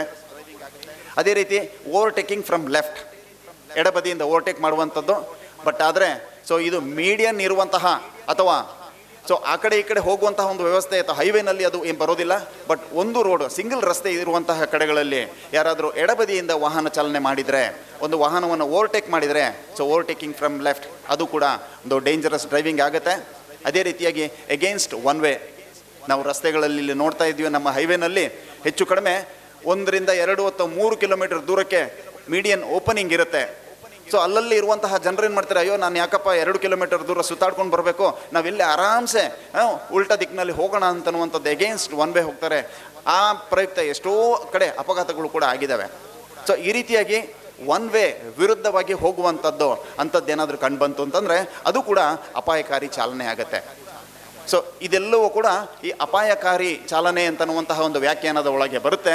ಸೊ ಅಂಥ ಸಂದರ್ಭದಲ್ಲಿ ಅದೇ ರೀತಿಯಾಗಿ ಯಾರಾದರೂ ಮದ್ಯಪಾನ ಮಾಡಿ ವಾಹನ ಚಾಲನೆ ಮಾಡುವಂಥದ್ದು, ಕೆಲ ಸಂದರ್ಭದಲ್ಲಿ ಈಗ ನಾವು ನೋಡ್ತಾ ಇದ್ದೀವಿ, ಬಸ್ಸಿನ ಚಾಲಕರು ಕೂಡ ಮದ್ಯಪಾನ ಮಾಡಿಕೊಂಡು ಅಥವಾ ಮಾದಕ ವಸ್ತುವನ್ನು ಸೇವನೆ ಮಾಡಿಕೊಂಡು ವಾಹನವನ್ನು ಚಾಲನೆ ಮಾಡುವಂಥದ್ದು. ಕೆಲವು ಸಂದರ್ಭದಲ್ಲಿ ನಾವೇನು ಮಾಡ್ತೀವಿ, ಹೆಚ್ಚಾಗಿ ಬಸ್ಸಿನವರಿಗೆ ತೊಂದರೆ ಕೊಡೋಕ್ಕೆ ಹೋಗೋದಿಲ್ಲ, ಯಾಕೆಂತಂದರೆ ಅದರಲ್ಲಿ ಸಾರ್ವಜನಿಕರು ಕೂಡ ಇರ್ತಾರೆ. ಅವರು ಪಾಪ ಏನಾದರೂ ಸ್ವಲ್ಪ ತುರ್ತು ಕೆಲಸದ ನಿಮಿತ್ತ ಹೋಗುವಂಥವ್ರು ಇರ್ತಾರೆ. ಅವರಿಗೆ ನಾವೇನಾದರೂ ಅಡ್ಡ ಹಾಕಿದರೆ ಪಾಪ ಸಮಸ್ಯೆ ಆಗ್ಬೋದು ಅಂತನ್ನುವಂತಹ ನಿಟ್ಟಿನಲ್ಲಿ ನಾವು ಸಾಮಾನ್ಯವಾಗಿ ಬಸ್ಗಳಿಗೆ ಏನು ತೊಂದರೆ ಕೊಡೋಕ್ಕೆ ಹೋಗೋದಿಲ್ಲ. ಬಟ್ ಆದರೆ ನಮಗೂ ಕೂಡ ಮಾಹಿತಿ ಇದೆ. ಸೊ ಕೆಲ ಚಾಲಕರು ಮದ್ಯಪಾನ ಮಾಡ್ಕೊಂಡಾಗ್ಬೋದು ಅಥವಾ ಮಾದಕ ವಸ್ತುಗಳನ್ನು ಉಪಯೋಗ ಮಾಡಿಕೊಂಡು ಹೋಗ್ತಾ ಇರುವಂಥದ್ದು.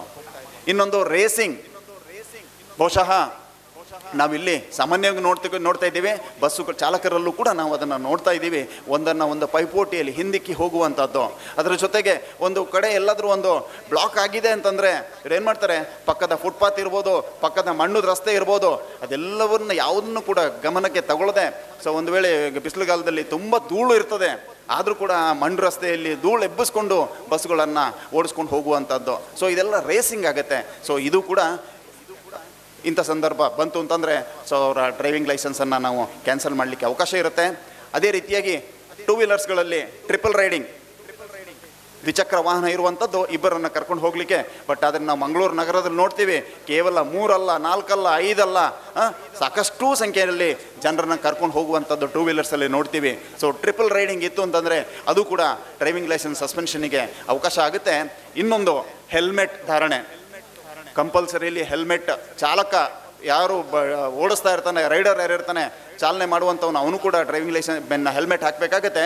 ಅದರ ಜೊತೆಗೆ ಹಿಂಬದಿ ಸವಾರ ಪಿಲೇನ್ ರೈಡರ್ ಕೂಡ ಕಂಪಲ್ಸರಿಯಲ್ಲಿ ಹಾಕಬೇಕಾಗತ್ತೆ.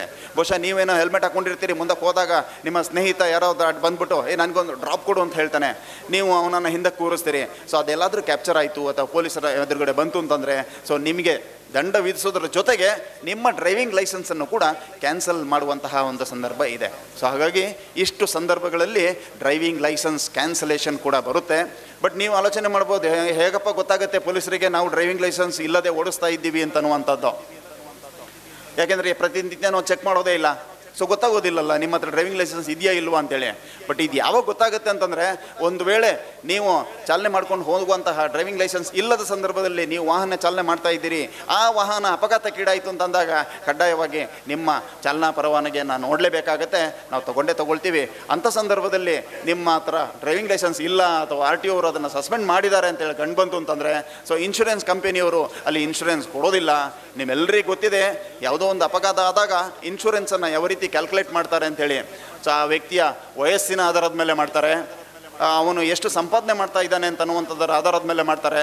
ಸೊ ಕೆಲವು ಕಡೆಗಳಲ್ಲಿ ಲಕ್ಷಗಟ್ಟಲೆ ಅಥವಾ 1 ಕೋಟಿ ತನಕ ಕೂಡ ಇನ್ಶೂರೆನ್ಸ್ ಹೋಗ್ಬೋದು. ಅಂಥ ಸಂದರ್ಭದಲ್ಲಿ ಇನ್ಶೂರೆನ್ಸ್ ಕಂಪನಿಯವರು ಇನ್ಶೂರೆನ್ಸ್ ಕೊಡಲಿಲ್ಲ ಅಂತಂದರೆ RC ಓನರ್ ಅದನ್ನು ಭರಿಸಬೇಕಾಗತ್ತೆ. ಸೊ ಹಾಗಾಗಿ ನೀವೆಲ್ಲರೂ ಕೂಡ ಚಾಲಕರು ಯಾರೇ ಇರ್ಬೋದು, ನಾವು ಹೋಗುವಂತಹ ಇದನ್ನು ಯಾವುದೇ ಉಲ್ಲಂಘನೆ ಗೊತ್ತಾಗೋದಿಲ್ಲ ಅಂತನ್ನುವಂಥದ್ದು ಮನಸ್ಸಲ್ಲಿ ಇಟ್ಕೊಂಡು ದಯವಿಟ್ಟು ಕಾನೂನನ್ನು ಉಲ್ಲಂಘನೆ ಮಾಡಬೇಡಿ.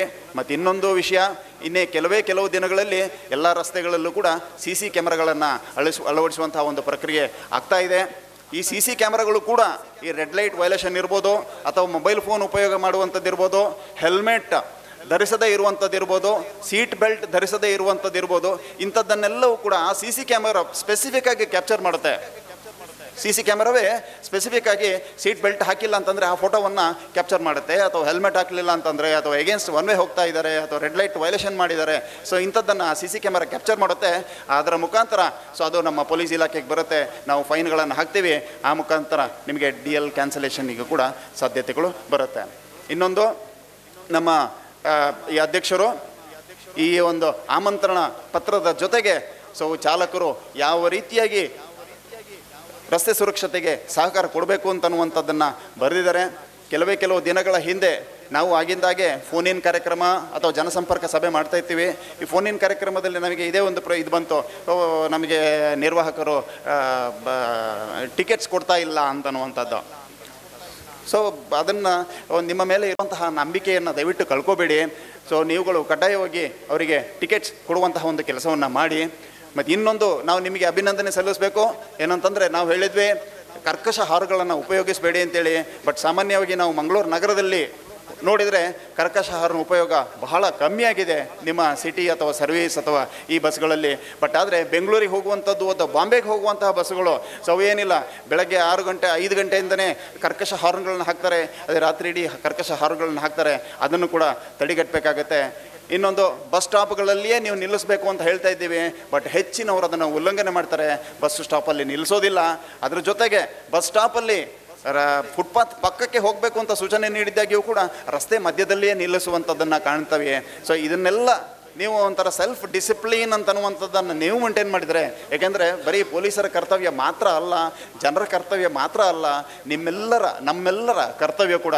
ಹಾಗಾಗಿ ನೀವು ಅದನ್ನು ಒಂದು ಆಲೋಚನೆ ಮಾಡಿ, ಬಸ್ ಸ್ಟಾಪ್ ಎಲ್ಲ ಉಂಟು ಅದರ ಬದಿಗೇನೆ ಆ ಫುಟ್ಪಾತ್ ಪಕ್ಕಕ್ಕೇ ನಾನು ನನ್ನ ಬಸ್ಸನ್ನು ನಿಲ್ಲಿಸ್ತೀನಿ ಅಂತ ಮನಸ್ಸು ಮಾಡಿದರೆ ಬಹುಶಃ ಆ ರಸ್ತೆಯನ್ನು ಉಪಯೋಗ ಮಾಡುವಂಥವರಿಗೆ ಉಳಿದವರಿಗೆ ತೊಂದರೆ ಆಗಲಿಕ್ಕಿಲ್ಲ. ಸೊ ಅದನ್ನು ಬಹುಶಃ ಈ ದಿನದ ಕಾರ್ಯಕ್ರಮದ ನಂತರ ನೀವೆಲ್ಲರೂ ಕೂಡ ಒಂದು ಪ್ರಮಾಣ ಮಾಡಬೇಕಾಗತ್ತೆ. ಇನ್ನು ಮುಂದಕ್ಕೆ ನಾನು ನನ್ನ ಬಸ್ಸನ್ನು ಕೇವಲ ಒಬ್ಬನ ಇಳಿಸ್ಲಿಕ್ಕಿರ್ಬೋದು ಅಥವಾ ಒಬ್ಬನನ್ನು ಅಲ್ಲಿಂದ ನಾನು ಹತ್ತಿಸ್ಲಿಕ್ಕಿರ್ಬೋದು, ನಾನು ಫುಟ್ಪಾತ್ ಬದಿಗೇ ಹೋಗಿ ನನ್ನ ವಾಹನವನ್ನು ನಿಲ್ಲಿಸ್ತೀನಿ ಅಂತನ್ನುವಂತಹ ಒಂದು ಪ್ರತಿಜ್ಞೆಯನ್ನು ನೀವು ಮಾಡಬೇಕಾಗತ್ತೆ. ಅದೇ ರೀತಿ ನಾವು ಮೊಬೈಲ್ಗಳನ್ನು ಬಳಸೋದಿಲ್ಲ. ಅದೇ ರೀತಿಯಾಗಿ ನಾವು ವಾಹನದಲ್ಲಿ ಯಾರು ಮಹಿಳೆಯರಿಗೆ ಮೀಸಲೇರಿದೆ ಅಥವಾ ಅಂಗವಿಕಲರಿಗೆ ಅಥವಾ ವಯಸ್ಸಾದವರಿಗೆ ಏನು ಸೀಟುಗಳು ಮೀಸಲಿಟ್ಟಿದ್ದಾರೆ, ಸೊ ಅದರಲ್ಲಿ ಅವರೇ ಕೂತ್ಕೊಳ್ಳೋ ಹಾಗೆ ನಾವು ನೋಡ್ತೀವಿ ಅಂತನ್ನುವಂಥದ್ದು. ಅದೇ ರೀತಿ ನಾವು ಯಾವುದೇ ರೀತಿಯಾದಂಥ ಬಸ್ಸುಗಳ ನಡುವೆ ಈಗ ನಿಮ್ಮ ಸಮಯಕ್ಕೆ ತಕ್ಕ ಹಾಗೆ ನೀವು ಅಲ್ಲಿ ಜಗಳ ಮಾಡುವಂಥದ್ದು, ಅಂಥದ್ದು ಇಂಥದ್ದು ಸ್ಪರ್ಧೆಗಳು ಮೇಲಾಟ ಆಗುವಂಥದ್ದು ಅಂಥದ್ದು ಇಂಥದ್ದು ಯಾವುದು ನಾವು ಮಾಡೋದಿಲ್ಲ. ನಾವೆಲ್ಲರೂ ಉತ್ತಮವಾಗಿ ಶಿಸ್ತುಬದ್ಧವಾಗಿ ನಾವು ಚಾಲನೆಯನ್ನು ಮಾಡ್ತೀವಿ. ನಮ್ಮ ವ್ಯವಸ್ಥೆಯನ್ನು ಅತ್ಯಂತ ಸುರಕ್ಷಿತವಾಗಿ ಅಥವಾ ಅಪಘಾತ ರಹಿತವಾಗಿ ನಾವು ಮಾಡ್ತೀವಿ ಅಂತ ಹೇಳ್ಕೊಂಡು ಏನು ಈ ಒಂದು ಪ್ಯಾಂಪ್ಲೆಟನ್ನು ಹೊರಡಿಸಿದ್ದಾರೆ, ಪ್ರತಿಯೊಬ್ಬರೂ ಕೂಡ ಇದನ್ನು ಪಾಲನೆ ಮಾಡಬೇಕು ಅಂತ ವಿನಂತಿ ಮಾಡ್ಕೊಳ್ತಾ ನಾನು ನನ್ನ ಉದ್ಘಾಟನೆ ಸಂದರ್ಭದಲ್ಲಿ ನನಗೆ ನಂತರ ಮಾತನಾಡಲಿಕ್ಕೆ ಅವಕಾಶ ಸಿಗೋದಿಲ್ಲ ಅಂತನ್ನುವಂತಹ ವಿಚಾರಕ್ಕೆ ಸಂಬಂಧಪಟ್ಟ ಹಾಗೆ ನಾನು ಸ್ವಲ್ಪ ಜಾಸ್ತಿನೇ ಮಾತಾಡಿದೆ. ಬಟ್ ಆದರೆ ಎಲ್ಲರೂ ಕೂಡ ಇದನ್ನು ಪಾಲನೆ ಮಾಡಬೇಕು. ಇನ್ನು ಮುಂದಕ್ಕೂ ಕೂಡ ಮಾತನಾಡುವವರು RTO ಇರ್ಬೋದು ಅಥವಾ ಯಾರು ಮಾತಾಡ್ತಾರೆ, ಅದರ ಜೊತೆಗೆ ಸಂಪನ್ಮೂಲ ವ್ಯಕ್ತಿ ಯಾರಿದ್ದಾರೆ ಅವರು ಏನು ಸೂಚನೆ ಕೊಡ್ತಾರೆ ಅದೆಲ್ಲವನ್ನು ನೀವು ಕಡ್ಡಾಯವಾಗಿ ಪಾಲನೆ ಮಾಡಿ. ಸೊ ಮಂಗಳೂರು ನಗರದ ಈ ಸಾರಿಗೆ ವ್ಯವಸ್ಥೆ ಇತಿಹಾಸ ಏನಿದೆ ಇನ್ನೂ ಕೂಡ ಎಲ್ಲರೂ ಕೂಡ ಹಾಡಿ ಹೊಗಳುವಂತಾಗಲಿ. ಏಕೆಂದರೆ ಬಸ್ಸಿನ ಸಂಖ್ಯೆ ಇರ್ಬೋದು, ನಿಮ್ಮ ವ್ಯವಸ್ಥೆ ಬಗ್ಗೆ ಎಲ್ಲರೂ ಹೊಗಳ್ತಾ ಇದ್ದಾರೆ. ಬಟ್ ಆದರೆ ಸಮಸ್ಯೆ ಇರುವಂಥದ್ದು ಬಸ್ಸುಗಳು, ನೀವೆಲ್ಲ ನಮ್ಮ ದೊಡ್ಡಣ್ಣ ನಮಗೆ ರಸ್ತೆಯಲ್ಲಿ ಸಮಸ್ಯೆ ಮಾಡ್ತಾ ಇದ್ದಾರೆ. ಅಂಥ ಸಮಸ್ಯೆಗಳು ಚಿಕ್ಕ ಮಕ್ಕಳಿಗೆ ಅಂದರೆ 2 ವೀಲರ್ಸ್ ಅವರಿಗೆ 4 ವೀಲರ್ಸ್ಗೆ ಆಗದ ಹಾಗೆ ನೀವೆಲ್ಲರ ಇನ್ನು ಮುಂದಕ್ಕೆ ಸುರಕ್ಷಿತವಾಗಿ ವಾಹನವನ್ನು ಓಡಿಸ್ತೀರಾ ಅಂತ ಹೇಳ್ತಾ, ಸೊ ಈ ಕಾರ್ಯಕ್ರಮವನ್ನು ಆಯೋಜನೆ ಮಾಡಿರುವಂತಹ ಅಜೀಜ್ ಅವರಿಗೆ ಎಲ್ಲ ಪದಾಧಿಕಾರಿಗಳಿಗೆ ಮತ್ತೊಮ್ಮೆ ನನ್ನ ಅಭಿನಂದನೆಗಳು ಸಲ್ಲಿಸಿ ನನ್ನ ಈ ಒಂದು ಭಾಷಣವನ್ನು ಮುಗಿಸ್ತೀನಿ. ನಮಸ್ತೆ. ಮಂಗಳೂರು ನಗರ ಬೇರೆ ನಗರಗಳಂತೆ ಅಭಿವೃದ್ಧಿಗೆ ಒಳಪಟ್ಟಿದೆ. ಆದರೆ ಇಲ್ಲಿನ ಐತಿಹಾಸಿಕವಾಗಿರುವಂತಹ ಸಾರಿಗೆ ವ್ಯವಸ್ಥೆ ಬೇರೆ ಎಲ್ಲ ನಗರಗಳಲ್ಲಿ ಇದ್ದತೆಯೇ ಹಾಕಿಕೊಂಡಿರುತ್ತಾರೆ. ಇಲ್ಲಿಯ ರೋಡು ರಸ್ತೆಗಳು ಹಳೆದಂತೆ ಆಗಿದ್ದರೂ ಇತ್ತೀಚೆಗೆ ವಾಹನ ದಟ್ಟಣೆ ಹೆಚ್ಚಾಗುತ್ತಲೇ ಇದೆ. ಹಾಗಿದ್ದಲ್ಲಿ ನಾವು ಬದಲಾವಣೆಗಳನ್ನು ಮಾಡಿಕೊಳ್ಳಬೇಕಾಗುತ್ತದೆ. ಈಗಾಗಲೇ ಮಾನ್ಯರು ಹೇಳಿದಂತೆ ಕಾನೂನಲ್ಲೂ ಸುಮಾರು ಬದಲಾವಣೆಗಳು ಬಂದಿವೆ. ನ್ಯೂ ಕ್ರಿಮಿನಲ್ ಲಾಸ್, ಭಾರತೀಯ ನ್ಯಾಯ ಸಂಹಿತ, ಭಾರತೀಯ ನಾಗರಿಕ ಸುರಕ್ಷಾ ಸಂಹಿತ ಮತ್ತು ಭಾರತೀಯ ಸಾಕ್ಷ್ಯ ಸಂಹಿತೆಗಳನ್ನು ಮುಂದಿನ ತಿಂಗಳು ಜಾರಿಯಲ್ಲಿ ಬರುತ್ತವೆ. ಹಾಗಿದ್ದಲ್ಲಿ ಸಾರ್ವಜನಿಕರಾಗಿರಲಿ, ಬಸ್ಸು ಚಾಲಕರಾಗಿರಲಿ ಸುಮಾರು ಮಾರ್ಗಸೂಚಿಗಳನ್ನು ಹಾಗೂ ಇಲ್ಲಿ ಪರಿಪಾಲಿಸಬೇಕಾಗಿರುವಂತಹ ರೂಲ್ಸ್ಗಳನ್ನು ನಾವು ನಮ್ಮ ಜೀವನದಲ್ಲಿ ಆದಷ್ಟು ಅಳವಡಿಸ್ಕೊಳ್ಳೋದು ತುಂಬ ಪ್ರಾಮುಖ್ಯತೆವಂತ ಹೊಂದಿಕೊಂಡಿರ್ತದೆ. ಅದಲ್ಲದೆ ನಾನು ಈಗಾಗಲೇ ಇಲ್ಲಿ ಬಂದು ಸುಮಾರು 2 ತಿಂಗಳಾಗಿದ್ದು ಇಲ್ಲಿನ ಸಾರಿಗೆ ವ್ಯವಸ್ಥೆಯ ಬಗ್ಗೆ ತಿಳಿದುಕೊಂಡಿರ್ತೇನೆ. ಸುಮಾರು 1,000 ಬಸ್ಸುಗಳು, ಅದರಲ್ಲಿ ಸಿಟಿ ಬಸ್ಸು ಸುಮಾರು 386 ಇವೆ, ಸರ್ವಿಸ್ ಬಸ್ಗಳು 566 ಇವೆ. ಅದಲ್ಲದೆ ಇಲ್ಲಿ ಆ ಬಸ್ಗಳಲ್ಲಿ ಪ್ರಯಾಣಿಸಿರುವಂತಹ ಸಾರ್ವಜನಿಕರನ್ನು ಅವರಿಂದ ಕೇಳ್ಪಟ್ಟಿರುವಂತಹ ದೂರುಗಳು ಮಾನ್ಯರು ಹೇಳಿದಾಗೆ ನಮಗೆ ಇಲ್ಲಿ ಈ ಕಾರ್ಯಗಾರಕ್ಕೆ ಕರೆಸಿರುವಂಥ ಉದ್ದೇಶ ತಮಗೆ ನಮ್ಮಿಂದ ಹೇಳಬೇಕಾಗಿರುವಂಥ ಸಾಮಾನ್ಯ ಸೂಚನೆಗಳನ್ನು ಹಂಚಿಕೊಳ್ಳಬೇಕಾಗಿರುತ್ತು. ಹಾಗಿದ್ದಲ್ಲಿ ಸುಮಾರು 3 ಬಾರಿ ನಾವು ಶ್ರಿಲ್ ಹಾರ್ನ್ ಸ್ಪೆಷಲ್ ಡ್ರೈವ್ಗಳನ್ನು ಹಮ್ಮಿಕೊಂಡಿದ್ದು 235 ಬಸ್ಗಳಿಂದ ನಮ್ಮ ಠಾಣಾವಾರು ಶ್ರಿಲ್ ಹಾರ್ನ್ಗಳನ್ನು ತೆಗೆಸಿದ್ದಾರೆ. ಆದರೂ ಸಹ ದೂರುಗಳು ಕಡಿಮೆ ಆಗಿದ್ದಿಲ್ಲ. ಬಸ್ಗಳನ್ನು ದಾರಿಗಳಲ್ಲಿ ನಿಲ್ಲಿಸಿ ಒಂದೊಂದು ಬಸ್ನ ಚೆಕ್ ಮಾಡಿ ಅದರ ಮೆಕ್ಯಾನಿಕ್ನ ಕರೆಸಿ ಶ್ರಿಲ್ ಹಾರ್ನ್ಗಳನ್ನು ತೆಗೆಸುವಂಥ ಕೆಲಸ ನಮ್ಮ ಠಾಣಾಧಿಕಾರಿಗಳು ಮಾಡಿರ್ತಾರೆ. ಆದರೂ ಅದು ಕಷ್ಟಕರವಾಗಿದೆ. ಅದಲ್ಲದೆ ಬಸ್ಸು ಚಾಲಕರಿಗೆ ಸುಮಾರು ಬಾರಿ ಈಗಾಗಲೇ ನಾನು ಆಫೀಸ್ನಲ್ಲಿಯೂ ನಮ್ಮ ಬಸ್ ಮಾಲೀಕರಿಗೂ ನಾನು ಒಂದು ಸಭೆಯನ್ನು ಹಮ್ಮಿಕೊಂಡು ಅವರಿಗೆ ವೈಲೇಷನ್ಸ್ ಆಗಿರ್ತಿರೋ ಬಗ್ಗೆ, ದೂರುಗಳು ಬಂದಿರೋ ಬಗ್ಗೆ ತುಂಬ ಮಾಹಿತಿಯನ್ನು ಹಂಚ್ಕೊಂಡಿದ್ದೇವೆ. ಇದಾದ ನಂತರ ನಾವು ಸ್ಪೆಷಲ್ ಡ್ರೈವ್ಸ್ ಮಾಡ್ತೇವೆ. ಮಾಡಿದಾಗ ಇಂಥ ಒಂದು ಪ್ರಕರಣಗಳು ಕಡಿಮೆ ಆಗಬೇಕು ಅನ್ನೋ ಉದ್ದೇಶದಿಂದ ಮಾಡಿಕೊಂಡಿದ್ರು ನಮ್ಮಲ್ಲಿ ದೂರು ಹೆಚ್ಚಾಗುತ್ತಲೇ ಹೋಗ್ತವೆ. Reckless driving, excess passenger, footboard travelling, usage of mobile phones ಇಂಥದನ್ನು ತುಂಬ ಸರಿ ನೋಡಿದ್ದೇವೆ. ಬಸ್ಗಳಲ್ಲಿ ಪ್ರಯಾಣಿಕರು ಪ್ರಯಾಣಿಸಿದರೂ ಅವರಿಗೆ ಟಿಕೆಟ್ ಕೊಡದೇ ಇರುವಂಥದ್ದು, ಟಿಕೆಟ್ ಕೊಟ್ಟರು ಚಿಲ್ಲರೆ ವಾಪಸ್ ಮಾಡದೇ ಇರುವಂಥದ್ದು, ಇಂಥ ಸುಮಾರು ದೂರುಗಳು ನಮ್ಮಲ್ಲಿ ಕಂಡುಬಂದಿವೆ. ಅದಲ್ಲದೆ ನಿಮ್ಮಲ್ಲಿ ಈ ವೇದಿಕೆ ಮುಖಾಂತರ ನನ್ನ ಮನವಿ ಏನಂದರೆ ಆದಷ್ಟು ಕಾನೂನನ್ನು ಪಾಲನೆ ಮಾಡಿ. ಈಗ ನಾನು ಹೇಳಿದಂತೆ ಶಾಲಾ ಕಾಲೇಜುಗಳು ಮುಂದಿನ ತಿಂಗಳಿಗಿಂತ ತೆರೆಯಲಿರುತ್ತವೆ. ಹಾಗಿದ್ದಲ್ಲಿ ಬಸ್ಗಳನ್ನು ಜಾಗರೂಕತೆಯಿಂದ ರಸ್ತೆ ಮೇಲೆ ಸಂಚರಿಸಬೇಕು. ಅದಲ್ಲದೆ ಪ್ರತಿಯೊಬ್ಬ ನಿರ್ವಾಹಕರು ಕಂಪ್ಯೂಟರೈಸ್ಡ್ ಟಿಕೆಟಿಂಗ್ ಸಿಸ್ಟಮ್, ಈಗ ಅಜೀಜ್ ಪರ್ತಿಪಾಡಿಯವರು ನಮ್ಮೊಂದಿಗೆ ಹಂಚಿಕೊಂಡಿದ್ದಾರೆ, ಕಂಪ್ಯೂಟರೈಸ್ಡ್ ಟಿಕೆಟ್ ಮೆಷೀನನ್ನು ನಿಮ್ಮಲ್ಲಿ ಹಂಚಿಕೊಳ್ತೇವೆ. ಅದರಲ್ಲಿ ತಾವು ಟಿಕೆಟ್ಗಳನ್ನು ವಿತರಿಸಬೇಕು ಅಂತ ಮನವಿ.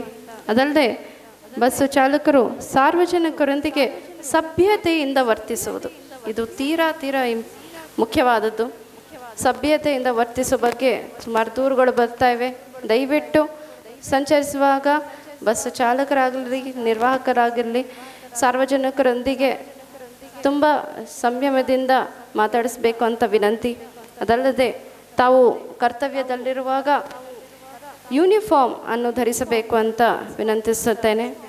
ಯಾವುದೇ ಕಾರಣಕ್ಕೂ ಇಯರ್ಫೋನ್ಸ್ ಆಗಿರಲಿ, ಹೆಡ್ಫೋನ್ಸ್ ಆಗಿರಲಿ, ಮೊಬೈಲ್ಗಳನ್ನು ಬಳಸಬೇಡಿ. ನಿಮಗೆ ಗೊತ್ತಿಲ್ಲದ ಹಾಗೆ ಹಿಂದಿನವರು ಹಾರ್ನ್ ಹೊಡಿತಾರಿರ್ಬೋದು, ಮುಂದೆ ಗಾಡಿ ಅಥವಾ ಒಬ್ಬ ಪಾದಚಾರಿ ರೋಡನ್ನು ದಾಟ್ತಿರ್ಬೋದು, ಗೊತ್ತಾಗದೆ ಅಪಘಾತಗಳು ಉಂಟಾಗುತ್ತವೆ. ಕೆಳ ತಿಂಗಳು ಸಹ್ಯಾದ್ರಿ ಕಾಲೇಜ್ ಹತ್ರ ಒಬ್ಬ ಹೆಣ್ಮಗಳು ಕಾಲೇಜ್ ಸ್ಟೂಡೆಂಟ್ ಬ್ಯಾರಿಕೇಡ್ ಹತ್ರ ಬಸ್ಸು ತುಂಬ ಫಾಸ್ಟಾಗಿ ಬಂದು ಮೂಮೆಂಟ್ ಆದಾಗ ಬಿದ್ದಿರುವಂಥ ಪ್ರಕರಣ ಒಂದು ಕಂಡುಬಂತು. ಅದರಲ್ಲಿ ಯಾರ ಜಾಗರೂಕತೆ ವಹಿಸಬೇಕಾಗಿತ್ತು ಅಂತ ತಾವೇ ಆಲೋಚನೆ ಮಾಡಬೇಕಾಗಿದೆ. ನಮ್ಮ ಮನೆಯಲ್ಲೂ ಮಕ್ಕಳಿದ್ದಾರೆ, ಇಲ್ಲಿ ನಮ್ಮ ಬಸ್ನಲ್ಲಿ ಕುಳಿತವರು ಅವರ ಹಾಗೆ ಅಂತ ಅಂದ್ಕೊಂಡು ತಾವು ತುಂಬ ಜಾಗರೂಕತೆಯಿಂದ ವಾಹನವನ್ನು ಚಲಾಯಿಸಬೇಕು ಅಂತ ನಾನು ವಿನಂತಿಸ್ತೇನೆ. ಅದಲ್ಲದೆ ತಮ್ಮ ರೂಟ್ಗಳು ನಿರ್ದಿಷ್ಟವಾಗಿ ರೂಟ್ಗಳನ್ನು ತಮಗೆ ಕೊಟ್ಟಿರುತ್ತಾರೆ. RTO ಅಧಿಕಾರಿಗಳಿಗೆ ಈಗ ಈ ವೇದಿಕೆ ಮೂಲಕ ನಾನು ವಿನಂತಿಸಿದ್ದೇನೆಂದರೆ ಈ ಟೈಮಿಂಗ್ಸನ್ನು ರಿವೈಸ್ ಮಾಡಬೇಕು. ಇತ್ತೀಚೆಗೆ ಸಂಚಾರ ದಟ್ಟಣೆ ಹೆಚ್ಚಾಗಿದ್ದು ಇದೇ ಸೇಮ್ ಟೈಮಿಂಗ್ಸ್ನ ಅವ್ರು ಫಾಲೋ ಮಾಡಲಿಕ್ಕೆ ಸ್ವಲ್ಪ ತೊಂದರೆ ಆಗ್ತಾಯಿದೆ. ಹಾಗಾಗಿ ಅವರು ಆ ಟೈಮಿಂಗ್ಸ್ ಫಾಲೋ ಮಾಡಲಿಕ್ಕೆ ಅಂತ ಬೇಗ ಬೇಗ ಓಡಿಸ್ಕೊಂಡು ಹೋಗುವಂಥದ್ದಿದೆ. ಅದನ್ನು ತಾವು ದಯವಿಟ್ಟು ಗಮನಿಸಬೇಕು, ಆದಷ್ಟು ರಿವೈಸ್ ಮಾಡಬೇಕಂತ ಮನವಿ. ಅದಲ್ಲದೆ ಲೇನ್ ಡಿಸಿಪ್ಲಿನ್, ದಯವಿಟ್ಟು ಒಂದರ ಹಿಂದೆ ಒಬ್ಬ ಬಸ್ ನಿಲ್ದಾಣ ಎಲ್ಲಿರುತ್ತೋ ನಿರ್ದಿಷ್ಟ ನಿಲ್ದಾಣದಲ್ಲಿಯೇ ನಿಲ್ಲಿಸ್ಬೇಕಂತ ವಿನಂತಿಸ್ತೇನೆ. ಬಸ್ಸು ನಿಲ್ದಾಣ ಆಗಿರ್ಬೋದು, ನಮ್ಮ ಮಹಾರಾಜ ಕಾಂಪ್ಲೆಕ್ಸಲ್ಲಿ ಆಗಿರ್ಬೋದು, ಲೇಡಿ ಗೋಶನಲ್ಲಿ ಆಗಿರ್ಬೋದು, ಅಲ್ಲಲ್ಲೇ ನಿಲ್ಲಿಸ್ಬೇಕು. ನಮ್ಮ ಸಾರ್ವಜನಿಕರು ಅಲ್ಲಿಗೆ ಬಂದು ಬಸ್ಸು ಹತ್ತಬೇಕು. ಹಾಗಾಗಿ ನೀವು ಅವ್ರು ನಿಂತಿರೋ ಜಾಗಕ್ಕೆ ನಿಲ್ಲಿಸದೆ ಬಸ್ ತಂಗುದಾಣದಲ್ಲಿ ನಿಲ್ಲಿಸಬೇಕು ಅಂತ ವಿನಂತಿಸ್ತೇನೆ. ಈಗಾಗ ಮಾಡಿದಲ್ಲಿ ಹಿಂದೆ ಬರುವಂಥ ಬಸ್ಸು ತಮ್ಮ ಬಸ್ಸಿನ ಹಿಂದೆನೇ ನಿಲ್ಲಿಸ್ಬೇಕು. ಅದನ್ನು ಓವರ್ಟೇಕ್ ಮಾಡಿ ರೈಟ್ಗೆ ಬಂದು ನಿಲ್ಲಿಸಿದ್ರೆ ಅಲ್ಲಿ ಸೀನಿಯರ್ ಸಿಟಿಸನ್ಸ್ ಇರ್ಬೋದು, ಮಕ್ಕಳಿರ್ಬೋದು, ಮಹಿಳೆಯರಿರ್ಬೋದು, ದಾಟಿಸ್ಕೊಂಡು 2-3 ಬಸ್ಸು ಓಡ್ಕೊಂಡು ಬಂದು ಹತ್ತುವಂಥ ಸಂಗತಿ ನಮ್ಮ ಕಣ್ಣಾರೆ ನೋಡ್ತೇವೆ. ಇದರಿಂದ ಅಪಘಾತಗಳು ಹೆಚ್ಚಾಗತ್ತೆ. ದಯವಿಟ್ಟು ಆ ಥರ ಮಾಡಲಿಕ್ಕೆ ಹೋಗಬೇಡಿ. ಇನ್ನೊಂದು, ಇತ್ತೀಚೆಗೆ ನಾವು ಬ್ಯಾರಿಕೇಡ್ಸ್ ಹಾಕ್ಸಿದ್ದೀವಿ ರೋಡ್ ಮಧ್ಯದಲ್ಲಿ. ಲೇಡಿ ಗೋಶನ್ ಹತ್ರ ಆಗಿರಲಿ, ನಮ್ಮ ಸಾಹೇಬ್ರ ಆದೇಶದ ಮೇರೆಗೆ ಅಲ್ಲಿ ಬ್ಯಾರಿಕೇಡ್ಸ್ಗಳನ್ನು ಹಾಕ್ಸಿದ್ದೀವಿ. ಇದು ಲೇನ್ ಡಿಸಿಪ್ಲಿನ್ ಅಂತ ಮಾಡುವಂಥ ಉದ್ದೇಶಕ್ಕೋಸ್ಕರ ಮಾತ್ರ. ನೀವು ಹೊರಗಡೆ ರಾಜ್ಯಕ್ಕೆ ಹೋದರೆ ಇಲ್ಲ ಬೇರೆ ದೇಶಕ್ಕೆ ಹೋದರೆ ಇವೆಲ್ಲ ಜಾಸ್ತಿ ಕಂಡುಬರಲ್ಲ. ಅವ್ರಿಗೆ ಮನವರಿಕೆ ಇರುತ್ತೆ.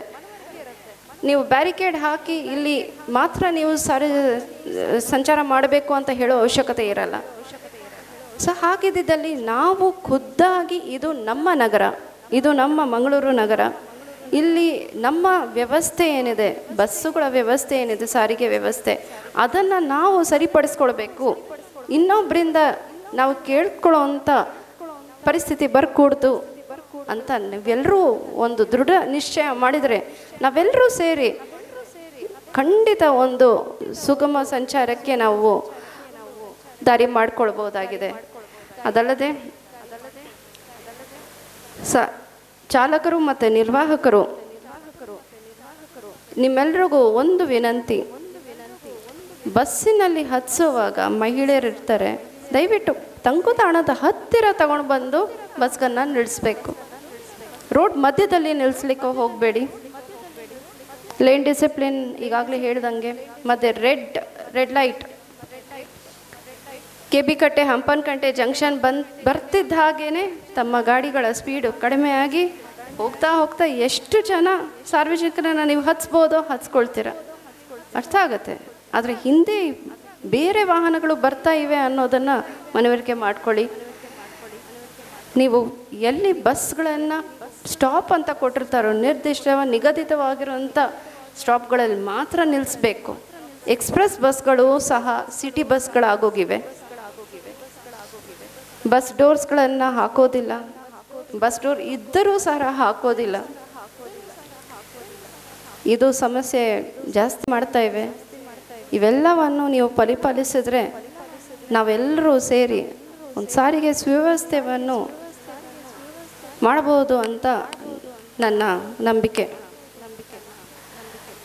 ಈ ಶಿಬಿರವನ್ನು ಹಮ್ಮಿಕೊಂಡಿರುವಂತಹ ದಕ್ಷಿಣ ಕನ್ನಡ ಬಸ್ ಮಾಲೀಕರ ಸಂಘದವರಿಗೆ, ಕೆನರಾ ಬಸ್ ಮಾಲೀಕರ ಸಂಘದವರಿಗೆ ಹಾಗೂ ಸೆಂಟ್ ಅಲೋಯಸಿಯಸ್ ರವರಿಗೆ ಮತ್ತು ಎಲ್ಲ ಪದಾಧಿಕಾರಿಗಳಿಗೆ, ವಿವಿಧ ಇಲಾಖೆಯಿಂದ ಬಂದಿರುವಂಥ ಅಧಿಕಾರಿಗಳಿಗೆ, ಮಾಧ್ಯಮ ಮಿತ್ರರು, ಬಸ್ ಚಾಲಕರು, ನಿರ್ವಾಹಕರು ಹಾಗೂ ಎಲ್ಲರಿಗೂ, ಎಲ್ಲ ಸ್ನೇಹಿತರು, ಬಂಧುಗಳಿಗೆ ನನ್ನ ಧನ್ಯವಾದಗಳನ್ನು ಹೇಳ್ತಾ ನಾನು 2 ಮಾತನ್ನು ಮುಗಿಸ್ತಾ ಇದ್ದೇನೆ.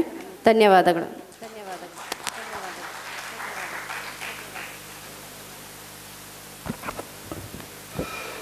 ವಂದನೆಗಳು ಶ್ರೀಮತಿ ನಜ್ಮಾ ಫಾರೂಕಿ ACP ಮೇಡಮ್ ಅವರಿಗೆ ವಂದನೆಗಳನ್ನು ಸಲ್ಲಿಸ, ನಮ್ಮ DCP ಸರ್ ಹಾಗೂ ACP ಅನೇಕ ಮಾಹಿತಿಗಳನ್ನು ಈ ಕಾರ್ಯಕ್ರಮದ ಮೂಲಕ ಕೊಟ್ಟಿದ್ದಾರೆ.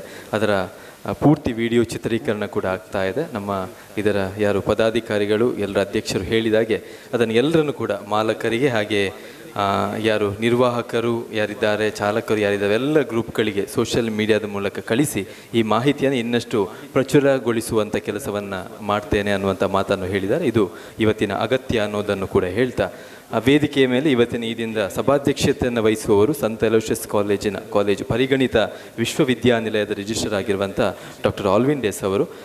ಅವರಿಗೆ ತುರ್ತು ಕಾರ್ಯ ಇದೆ, ಅದಕ್ಕೋಸ್ಕರ ಅವರ ಅಧ್ಯಕ್ಷೀಯ ಮಾತನ್ನು ಈಗಲೇ 1-2 ಮಾತಲ್ಲಿ ನಮಗೆಲ್ಲರೂ ಕೂಡ ಶುಭವನ್ನು ಹಾರೈಸಲಿದ್ದಾರೆ. ಎಲ್ಲರಿಗೆ ನಮಸ್ಕಾರ. ವೇದಿಕೆಯ ಮೇಲಿರುವಂಥ ಎಲ್ಲ ಅಧಿಕಾರಿಗಳಿಗೆ, ಸಂಪನ್ಮೂಲ ವ್ಯಕ್ತಿಗಳಿಗೆ, ಎರಡೂ ಸಂಘಗಳ ಅಧ್ಯಕ್ಷರು, ಪದಾಧಿಕಾರಿಗಳು, ಕಾರ್ಯದರ್ಶಿಗಳು ಮತ್ತು ಸದಸ್ಯರು, ಇವರಿಗೆ ನನ್ನ ಪ್ರಣಾಮಗಳು. ಹಾಗೂ ಈ ಒಂದು ತರಬೇತಿ ಕಾರ್ಯಕ್ರಮದಲ್ಲಿ ಭಾಗವಹಿಸಲಿಕ್ಕೆ ಅತ್ಯಂತ ಉತ್ಸುಕತೆಯಿಂದ ಬಂದಂಥ ಎಲ್ಲ ಬಸ್ ಚಾಲಕರಿಗೆ ಮತ್ತು ಎಲ್ಲ ಅಧಿಕಾರಿಗಳಿಗೆ ನನ್ನ ಮುಂಜಾನೆ 12:30 ಆಯಿತು, ನನ್ನ ಪ್ರಣಾಮಗಳು.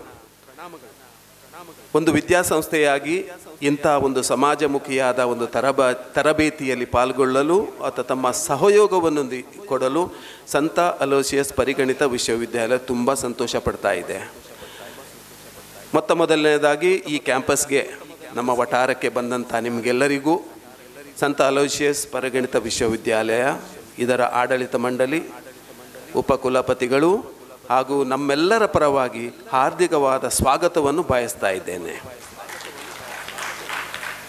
ಅದರೊಟ್ಟಿಗೆ ಇನ್ನು ಮುಂದಕ್ಕೆ ಕೂಡ ಇಂಥ ಸಮಾಜಮುಖಿಯಾದ ಅತ್ಯಂತ ಬೇಕಾದಂತಹ ಒಂದು ಸಿವಿಲ್ ಸೊಸೈಟಿ ಏನು ಹೇಳ್ತೇವೆ ನಾವು, ಅದಕ್ಕೆ ನಾಗರಿಕ ಸಮಾಜ ಅಂತ ಏನು ಹೇಳ್ತೇವೆ, ಇದರ ಬಗ್ಗೆ ಕಾಳಜಿಯನ್ನು ತೋರಿಸುವಂತಹ, ನಮ್ಮನ್ನು ನಾವೇ ಅತ್ಯಂತ ಸೂಕ್ತವಾಗಿ ತೊಡಗಿಸಿಕೊಳ್ಳುವಂತಹ ಇಂಥ ಕಾರ್ಯಾಗಾರಗಳು ಅಥವಾ ವಿವಿಧ ರೀತಿಯ ತರಬೇತಿಗಳು ನಡೆಯುವಲ್ಲಿ ನಮ್ಮ ಸಂಪೂರ್ಣ ಸಹಕಾರ ನಿಮಗೆ ಇದೆ ಅಂತ ಹೇಳಲಿಕ್ಕೆ ನಾನು ಬಯಸ್ತಾ ಇದ್ದೇನೆ. ನಾನು ಒಂದು ರೋಟರಿ ಕ್ಲಬ್ಬಿದ ಸದಸ್ಯನಾಗಿ ಮಂಗಳೂರು ಉತ್ತರದಲ್ಲಿ ಪ್ರತಿ ವರ್ಷ ನಾವು ಒಂದು ವೊಕೇಶನಲ್ ಅವಾರ್ಡ್ಸ್ ಅಂತ ಕೊಡ್ತೇವೆ. ಅದರಲ್ಲಿ ಒಂದು ಹೆಚ್ಚಾಗಿ KSRTC ಬಸ್ಸಿನವರು ಕೊಡ್ತಾರೆ, ಬಟ್ ಚಾಲಕರಿಗೆ ಕೊಡುವಂಥದ್ದು ಅತಿ ದೀರ್ಘವಾಗಿ ಚಾಲನೆ ಮಾಡಿದವರು ಹಾಗೂ ಅಪಘಾತ ರಹಿತ ಚಾಲನೆ ಮಾಡಿದವರು, ಅವರನ್ನು ಗುರುತಿಸಿ ಅವರನ್ನು ಅಭಿನಂದಿಸುವಂಥ ಒಂದು ಕೆಲಸ ಮಾಡ್ತೇವೆ. ಅವರನ್ನು ಕಂಡಾಗ ನನಗೆ ಅನಿಸೋದು 20, 30, 40 ವರ್ಷ ಒಂದೇ ಬಸ್ ಇರ್ಬೋದು, ಬೇರೆ ಬೇರೆ ಬಸ್ ಇರ್ಬೋದು, ಒಂದೇ ಕೆಲಸ, ಬೇರೆ ಬೇರೆ ರೂಟ್ ಇರ್ಬೋದು, ಒಂದೇ ರೂಟ್ ಇರ್ಬೋದು, ಸತತವಾಗಿ ಅಷ್ಟು ವರ್ಷ ನಿಷ್ಠಾವಂತರಿಂದ ಮಾನವೀಯ ಮೌಲ್ಯಗಳನ್ನು ತೋರ್ಪಡಿಸುತ್ತಾ ಇಷ್ಟು ಜನ, ಲಕ್ಷಗಟ್ಟಲೆ ಜನರನ್ನು ದಿನಂಪ್ರತಿ ತಮ್ಮ ಡೆಸ್ಟಿನೇಷನ್ಸ್ಗಳಿಗೆ ಸೇಫಾಗಿ ತಲುಪಿಸುವಂಥ ಕೆಲಸವನ್ನು ನೀವೆಲ್ಲ ಮಾಡ್ತೀರಿ. ಅವರು ಪ್ರಾಯದವರು ಬಂದು ನಮ್ಮ ಸನ್ಮಾನ ತಗೊಳ್ಳುವಾಗ ನಮಗೆ ಹೀಗೂ ಉಂಟೆ ಎಂಬ ಒಂದು ಭಾವನೆ ಬರ್ತಾ ಇತ್ತು ರೋಟೇರಿಯನ್ಸ್ಗಳಿಗೆ. ಆದರೂ ಅಂಥ ಅಪಘಾತ ರಹಿತ, ಯಾವುದೇ ಕಂಪ್ಲೇಂಟ್ ಇರದಂತಹ ನಾಗರಿಕರಿಂದ ಹಾಗೂ ಅವರನ್ನು ಯಾರು ಬಳಸ್ಕೊಳ್ತಾ ಇದ್ದಾರೆ, ಕೆಲಸ ಕೊಡ್ತಾ ಇದ್ದಾರೆ, ಅವರಿಂದ ಯಾವುದೇ ಕಂಪ್ಲೇಂಟ್ ಇರದೆ ಇಷ್ಟು ಶಿಸ್ತಿನಿಂದ, ನಾಗರಿಕ ಭಾವನೆಯಿಂದ ಕೆಲಸ ಮಾಡುವಂಥ ನಿಮಗೆಲ್ಲರಿಗೂ, ಚಾಲಕರಿಗೆ ಸ್ಪೆಷಲಿ, ನಾವು ಇವತ್ತು ಸೇಫಾಗಿ ಎಲ್ಲ ಕಡೆ ಹೋಗ್ತಾ ಇದ್ದೇವೆ ಅಂತ ಹೇಳಿದರೆ it is because of you. Madam ಅವರು ಒಂದು ನಮಗೆ ಸ್ಟ್ಯಾಟಿಸ್ಟಿಕ್ಸ್, ಅಂಕಿ ಅಂಶಗಳನ್ನು ಕೊಟ್ಟರು. ಎಷ್ಟು ಬಸ್ಸುಗಳಿವೆ, ಎಷ್ಟು ಪ್ರೈವೇಟ್, ಎಷ್ಟು ಸಿಟಿ ಬಸ್ಸುಗಳು. ಅದರಂತೆಯೇ ಅಷ್ಟು ಸಿಟಿ ಬಸ್ಗಳಲ್ಲಿ ಮತ್ತು ಬೇರೆ ಬೇರೆ ಬಸ್ಸುಗಳಲ್ಲಿ ಪ್ರಯಾಣ ಮಾಡುವಂಥ ಲಕ್ಷಗಟ್ಟಲೆ ಪ್ರತಿದಿನ ಜನ. ಇಷ್ಟು ಜನರ ಜವಾಬ್ದಾರಿ ನಮ್ಮಲ್ಲಿದೆ. ಅದಕ್ಕೋಸ್ಕರ ಸತತವಾಗಿ ಇಂಥ ತರಬೇತಿ ಕಾರ್ಯಗಳನ್ನು ನಾನು ಮಕ್ಕಳಿಗೆ ಕೂಡ ಹೇಳುವುದಂತಿದೆ. ಶುಕ್ರವಾರ 2 ಗಂಟೆ 2ರಿಂದ 4 ಪ್ರತಿ ಶುಕ್ರವಾರ ನಾವು ECCC ಮತ್ತು ಪಠ್ಯೇತರ ಚಟುವಟಿಕೆ ಬಗ್ಗೆ ಸಮಯಕ್ಕೆ ಬಂದಾಗ ನಾವು ಟ್ರಾಫಿಕ್ ಅಥವಾ RTO ಅಥವಾ ಬೇರೆ ಬೇರೆ ಆಫೀಸರ್ಸ್ಗಳಿಗೆ ನಾವು ರಿಕ್ವೆಸ್ಟ್ ಮಾಡಿದಾಗ ಅವರು ತಮ್ಮ ಸಿಬ್ಬಂದಿಗಳನ್ನು ಕಳಿಸಿ, ಅಧಿಕಾರಿಗಳನ್ನು ಕಳಿಸಿ, ನಮ್ಮ ಬೇರೆ ಬೇರೆ ಪಂಗಡಗಳು, ವಿದ್ಯಾರ್ಥಿ ಪಂಗಡಗಳೊಟ್ಟಿಗೆ ಇಂಟರ್ಯಾಕ್ಷನ್ ಮಾಡಿ ಅವರಿಗೆ ಈ ಕಾಯ್ದೆ ಕಾನೂನುಗಳು ಏನಿವೆ, ಹೊಸತು ಏನು ಬರ್ತಾ ಇದೆ, ಹೆಲ್ಮೆಟ್ ಧರಿಸುವಂಥದ್ದು ಇರ್ಬೋದು, ಅಪಘಾತಗಳನ್ನು ಹೇಗೆ ಅವಾಯ್ಡ್ ಮಾಡುವಂಥದ್ದು, ಸ್ಪೀಡನ್ನು ಹೇಗೆ ಮೇಂಟೈನ್ ಮಾಡುವಂಥದ್ದು. ಒಬ್ಬರು ಅಧಿಕಾರಿಗಳು ಹೇಳಿದರು, ನಿಮಗೆ ಬ್ರೇಕ್ ಹಾಕಲಿಕ್ಕೆ ಮನಸ್ಸಿಲ್ಲ ಮಕ್ಕಳಿಗೆ ತರುಣ ಏಜಲ್ಲಿ, ಆದರೂ ಕೂಡ ಬ್ರೇಕ್ಗಳು ಇರುವುದೇ ನೀವು ಫಾಸ್ಟ್ ಹೋಗಲಿಕ್ಕೆ. ಎಷ್ಟು ಫಾಸ್ಟ್ ಹೋಗ್ಬೋದೆಂತ ನಿರ್ಧಾರ ಮಾಡೋದು ಯಾವುದು? ಬ್ರೇಕ್ ಅಲ್ವಾ? ಸೊ ಬ್ರೇಕನ್ನು ನೀವು ನಮಗೆ ಕಂಟ್ರೋಲ್ ಮಾಡಲಿಕ್ಕೆ ಒಂದು ಅಳವಡಿಸಿದ ಒಂದು ಸಾಧನ ಅಲ್ಲ, ಅದನ್ನು ನಮಗೆ ಎಷ್ಟು ಫಾಸ್ಟ್ ಹೋಗ್ಲಿಕ್ಕಾಗ್ತದೆ, ಎಷ್ಟು ಸೇಫಾಗಿ ಡ್ರೈವ್ ಮಾಡಲಿಕ್ಕಾಗತ್ತೆ, ಅದಕ್ಕೋಸ್ಕರ ಬ್ರೇಕ್ ಇರೋದು. ನಾವು ಕೂಡ ಟೀಚರ್ಸು ನಿಮ್ಮನ್ನು ಬ್ರೇಕ್ ಆಗಲಿಕ್ಕೆ ಇಲ್ಲಿ ಇಲ್ಲ, ನಾವು ನಿಮಗೆ ಬ್ರೇಕ್ ಇದ್ದದ್ದು ಯಾಕಂದರೆ ಎಷ್ಟು ಫಾಸ್ಟ್ ನೀವು ಮುಂದಕ್ಕೆ ಹೋಗ್ಬೋದು ಅಂತ ಹೇಳಲಿಕ್ಕೆ ನಾವಿರುವುದು. ಅದಕ್ಕೋಸ್ಕರ ಒಂದು ಬ್ರೇಕ್ ಬೇಕೇ ಬೇಕು, ಕಂಟ್ರೋಲ್ ಬೇಕೇ ಬೇಕಂತ ಹೇಳುವಾಗ ಮಕ್ಕಳಿಗೆ ಅರ್ಥ ಆಯಿತು. ಆ ಬ್ರೇಕ್ ಎಂಬುದು ನಮ್ಮನ್ನು ಕಂಟ್ರೋಲ್ ಮಾಡುವಂಥ ಸಾಧನ ಅಲ್ಲ, ಅದನ್ನೇ ಚೆನ್ನಾಗಿ ಬಳಸಿ ಫಾಸ್ಟ್ ಕೂಡ ಹೊಡಲಿಕ್ಕೆ ಆಗತ್ತೆ, ನಮ್ಮ ಜೀವನದಲ್ಲಿ ಮುಂದೆ ಹೋಗಲಿಕ್ಕೂ ಆಗತ್ತೆ. ಅದಕ್ಕೋಸ್ಕರ ಕಾಯ್ದೆ ಕಾನೂನುಗಳು ಬೇಕೇ ಬೇಕೆಂಬ ಒಂದು ಮನವರಿಕೆ ಕೂಡ ಅವರಿಗೆ ಆಗಿದೆ. ಸೊ ಎರಡೂ ಈ ಸಂಘಗಳೇನಿವೆ ಒಳ್ಳೆ ಕೆಲಸ ಮಾಡ್ತಾ ಇದ್ದೀರಾ. ಇನ್ನು ಮುಂದಕ್ಕೆ ಕೂಡ ಇಂಥ ಕೆಲಸಗಳು ಮುಂದುವರಿಯಲಿ, ನಾವು ಸೇಫಾಗಿ ಒಂದು ಟ್ರಾವೆಲ್ ಮಾಡಲಿಕ್ಕೆ ಅವಕಾಶ ಬರಲಿ, ಒಂದು ಉತ್ತಮವಾದ ನಾಗರಿಕ ಸಮಾಜ ಸಂಚಾರಕ್ಕೆ ಸಂಬಂಧಪಟ್ಟಂತೆ ನಾವು ಮಾಡುವಂತೆ ಆಗಲಿ ಅಂತ ಹೇಳುತ್ತಾ ಅವಕಾಶಕ್ಕಾಗಿ ಧನ್ಯವಾದಗಳನ್ನು ಸಮರ್ಥ ನಾನು 2 ಮಾತುಗಳನ್ನು ಮುಗಿಸ್ತೇನೆ. ಧನ್ಯವಾದಗಳು. ವಂದನೆಗಳು. ಸಂತ ಅಲೋಷಿಯಸ್ ವಿದ್ಯಾನಿಲಯ ಈಗ ಆಗಿದೆ, ಹೊಸ ರಿಜಿಸ್ಟರ್ ಈಗ ವಿಷಯ. ಒಂದು ಮಾತನ್ನು ನಾನು ಹೇಳಬೇಕು. ಇವತ್ತಿನ ಈ ಕಾರ್ಯಕ್ರಮಕ್ಕೆ ಈ ಸಂಸ್ಥೆ ಉಚಿತವಾಗಿ ನೀಡುವುದರ ಮೂಲಕ ಕಾರ್ಯಕ್ರಮಕ್ಕೆ ಬಹಳ ದೊಡ್ಡ ಸಹಕಾರವನ್ನು ಮಾಡಿದಂಥ ಸಂತ ಅಲೋಷಿಯಸ್ ಸಂಸ್ಥೆಗೆ ಮತ್ತೊಮ್ಮೆ ವಂದನೆಯನ್ನು ನಾನು ವೇದಿಕೆಯ ಪ್ರಾದೇಶಿಕ ಸಾರಿಗೆ ಅಧಿಕಾರಿಗಳು ಮಂಗಳೂರು ಶ್ರೀಧರ್ ಮಲ್ನಾಡ್ ಅವರು ನಮ್ಮ ಜೊತೆಗಿದ್ದಾರೆ. ಎಲ್ಲರನ್ನ ಉದ್ದೇಶಿಸಿ ಒಂದೆರಡು ಮಾತನಾಡಬೇಕಾಗಿ ಕೇಳಿಕೊಳ್ತೇನೆ. ವೇದಿಕೆ ಮೇಲೆ ಆಸೀನರಾಗಿರುವಂತಹ ಮಂಗಳೂರು ನಗರ ಪೊಲೀಸ್ ಹಿರಿಯ ಅಧಿಕಾರಿಗಳೇ ಹಾಗೂ ಈ ಒಂದು ಕಾಲೇಜಿನ ಏನು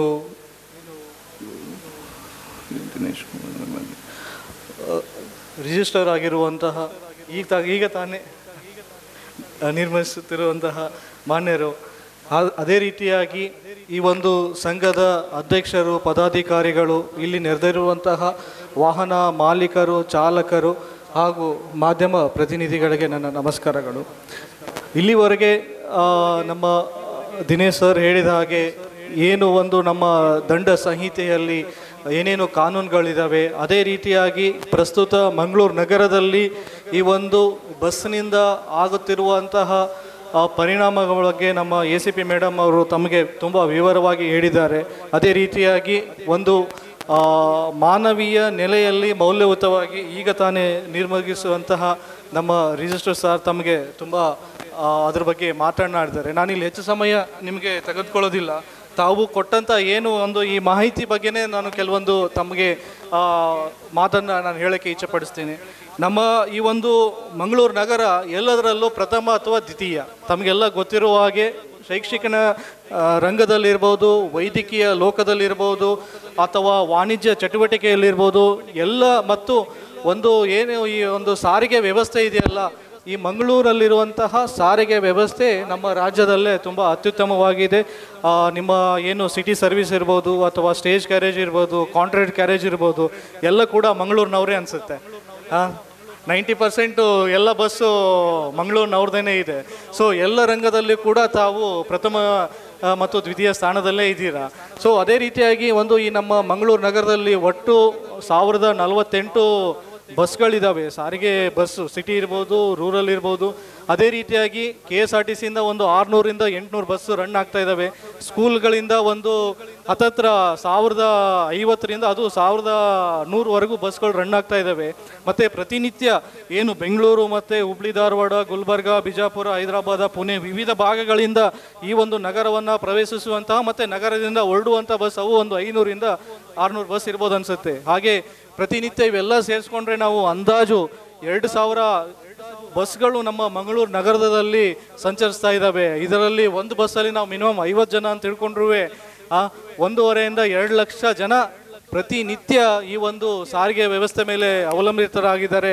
ಅವರೆಲ್ಲ ಅವಲಂಬಿತರಾಗಿರೋದು ಈ ಒಂದು ನಮ್ಮ ಏನು ಸಾರಥಿಗಳಾದಂಥ ಡ್ರೈವರ್ ಮತ್ತು ಅವರಿಗೆ ಸಹಕಾರಿಯಾಗಿ ಕೆಲಸ ನಿರ್ವಹಿಸುವಂತಹ ಕಂಡಕ್ಟರ್ಗಳು. ನೋಡಿ, ಈ ಸರಿ ಎಲ್ಲ ಕೂತವರೆಲ್ಲ ನಮ್ಮಂಗೆ ಯಂಗ್ಸ್ಟರ್ಸ್ ಇದ್ದಾರೆ, ಮಿಡ್ಲಲ್ಲಿ ಕೂತವರೆಲ್ಲ ಸ್ವಲ್ಪ ಯಜಮಾನ್ರು ಇದ್ದಾರೆ. ಸೊ ಅವರೆಲ್ಲ ನೀಟಾಗಿ ಕೇಳ್ತಾ ಇದ್ದಾರೆ. ಯಂಗ್ಸ್ಟರ್ಸ್ಗೆ ನಾವು ಏನು ಹೇಳೋದು ಅವಶ್ಯಕತೆ ಇಲ್ಲ ಅನ್ಸುತ್ತೆ, ಹೌದಲ್ಲ? ಎಲ್ಲರಿಗೂ ನಿದ್ದೆ ಬರ್ತಾ ಇದೆಯಾ? ಹೇಗೆ ನಿದ್ದೆ ಬರ್ತಾ ಇದೆಯಾ? ಬೇಡಲ್ವಾ ನಾವು ಹೇಳೋದು ನಿಮಗೆ? ಏಕೆಂದರೆ ಈ ಒಂದು ನಮ್ಮ ಪೀಳಿಗೆ ಸರ್ದೆಲ್ಲ ಅವರೆಲ್ಲ ತುಂಬ ನಮ್ಮಕ್ಕಿಂತ ಒಂದು ಪೀಳಿಗೆ ಮುಂದೆ, ಬಟ್ ನಾವೆಲ್ಲ ಈಗ 30s ಇರೋರು. ಸೊ ನಮ್ಮ ಪೀಳಿಗೆಯಲ್ಲಿ 20s 30s ಏನಿದ್ದೇವೆ ನಾವು ಯಾರ ಮಾತು ಕೇಳಲ್ಲ, ಯಾರಿಗೂ ನಮಗೆ ಅವಶ್ಯಕತೆ ಇಲ್ಲ, ಹೌದಲ್ವಾ? ಯಾರ ಮಾತು ಕೇಳೋ ಅವಶ್ಯಕತೆ ಇಲ್ಲ.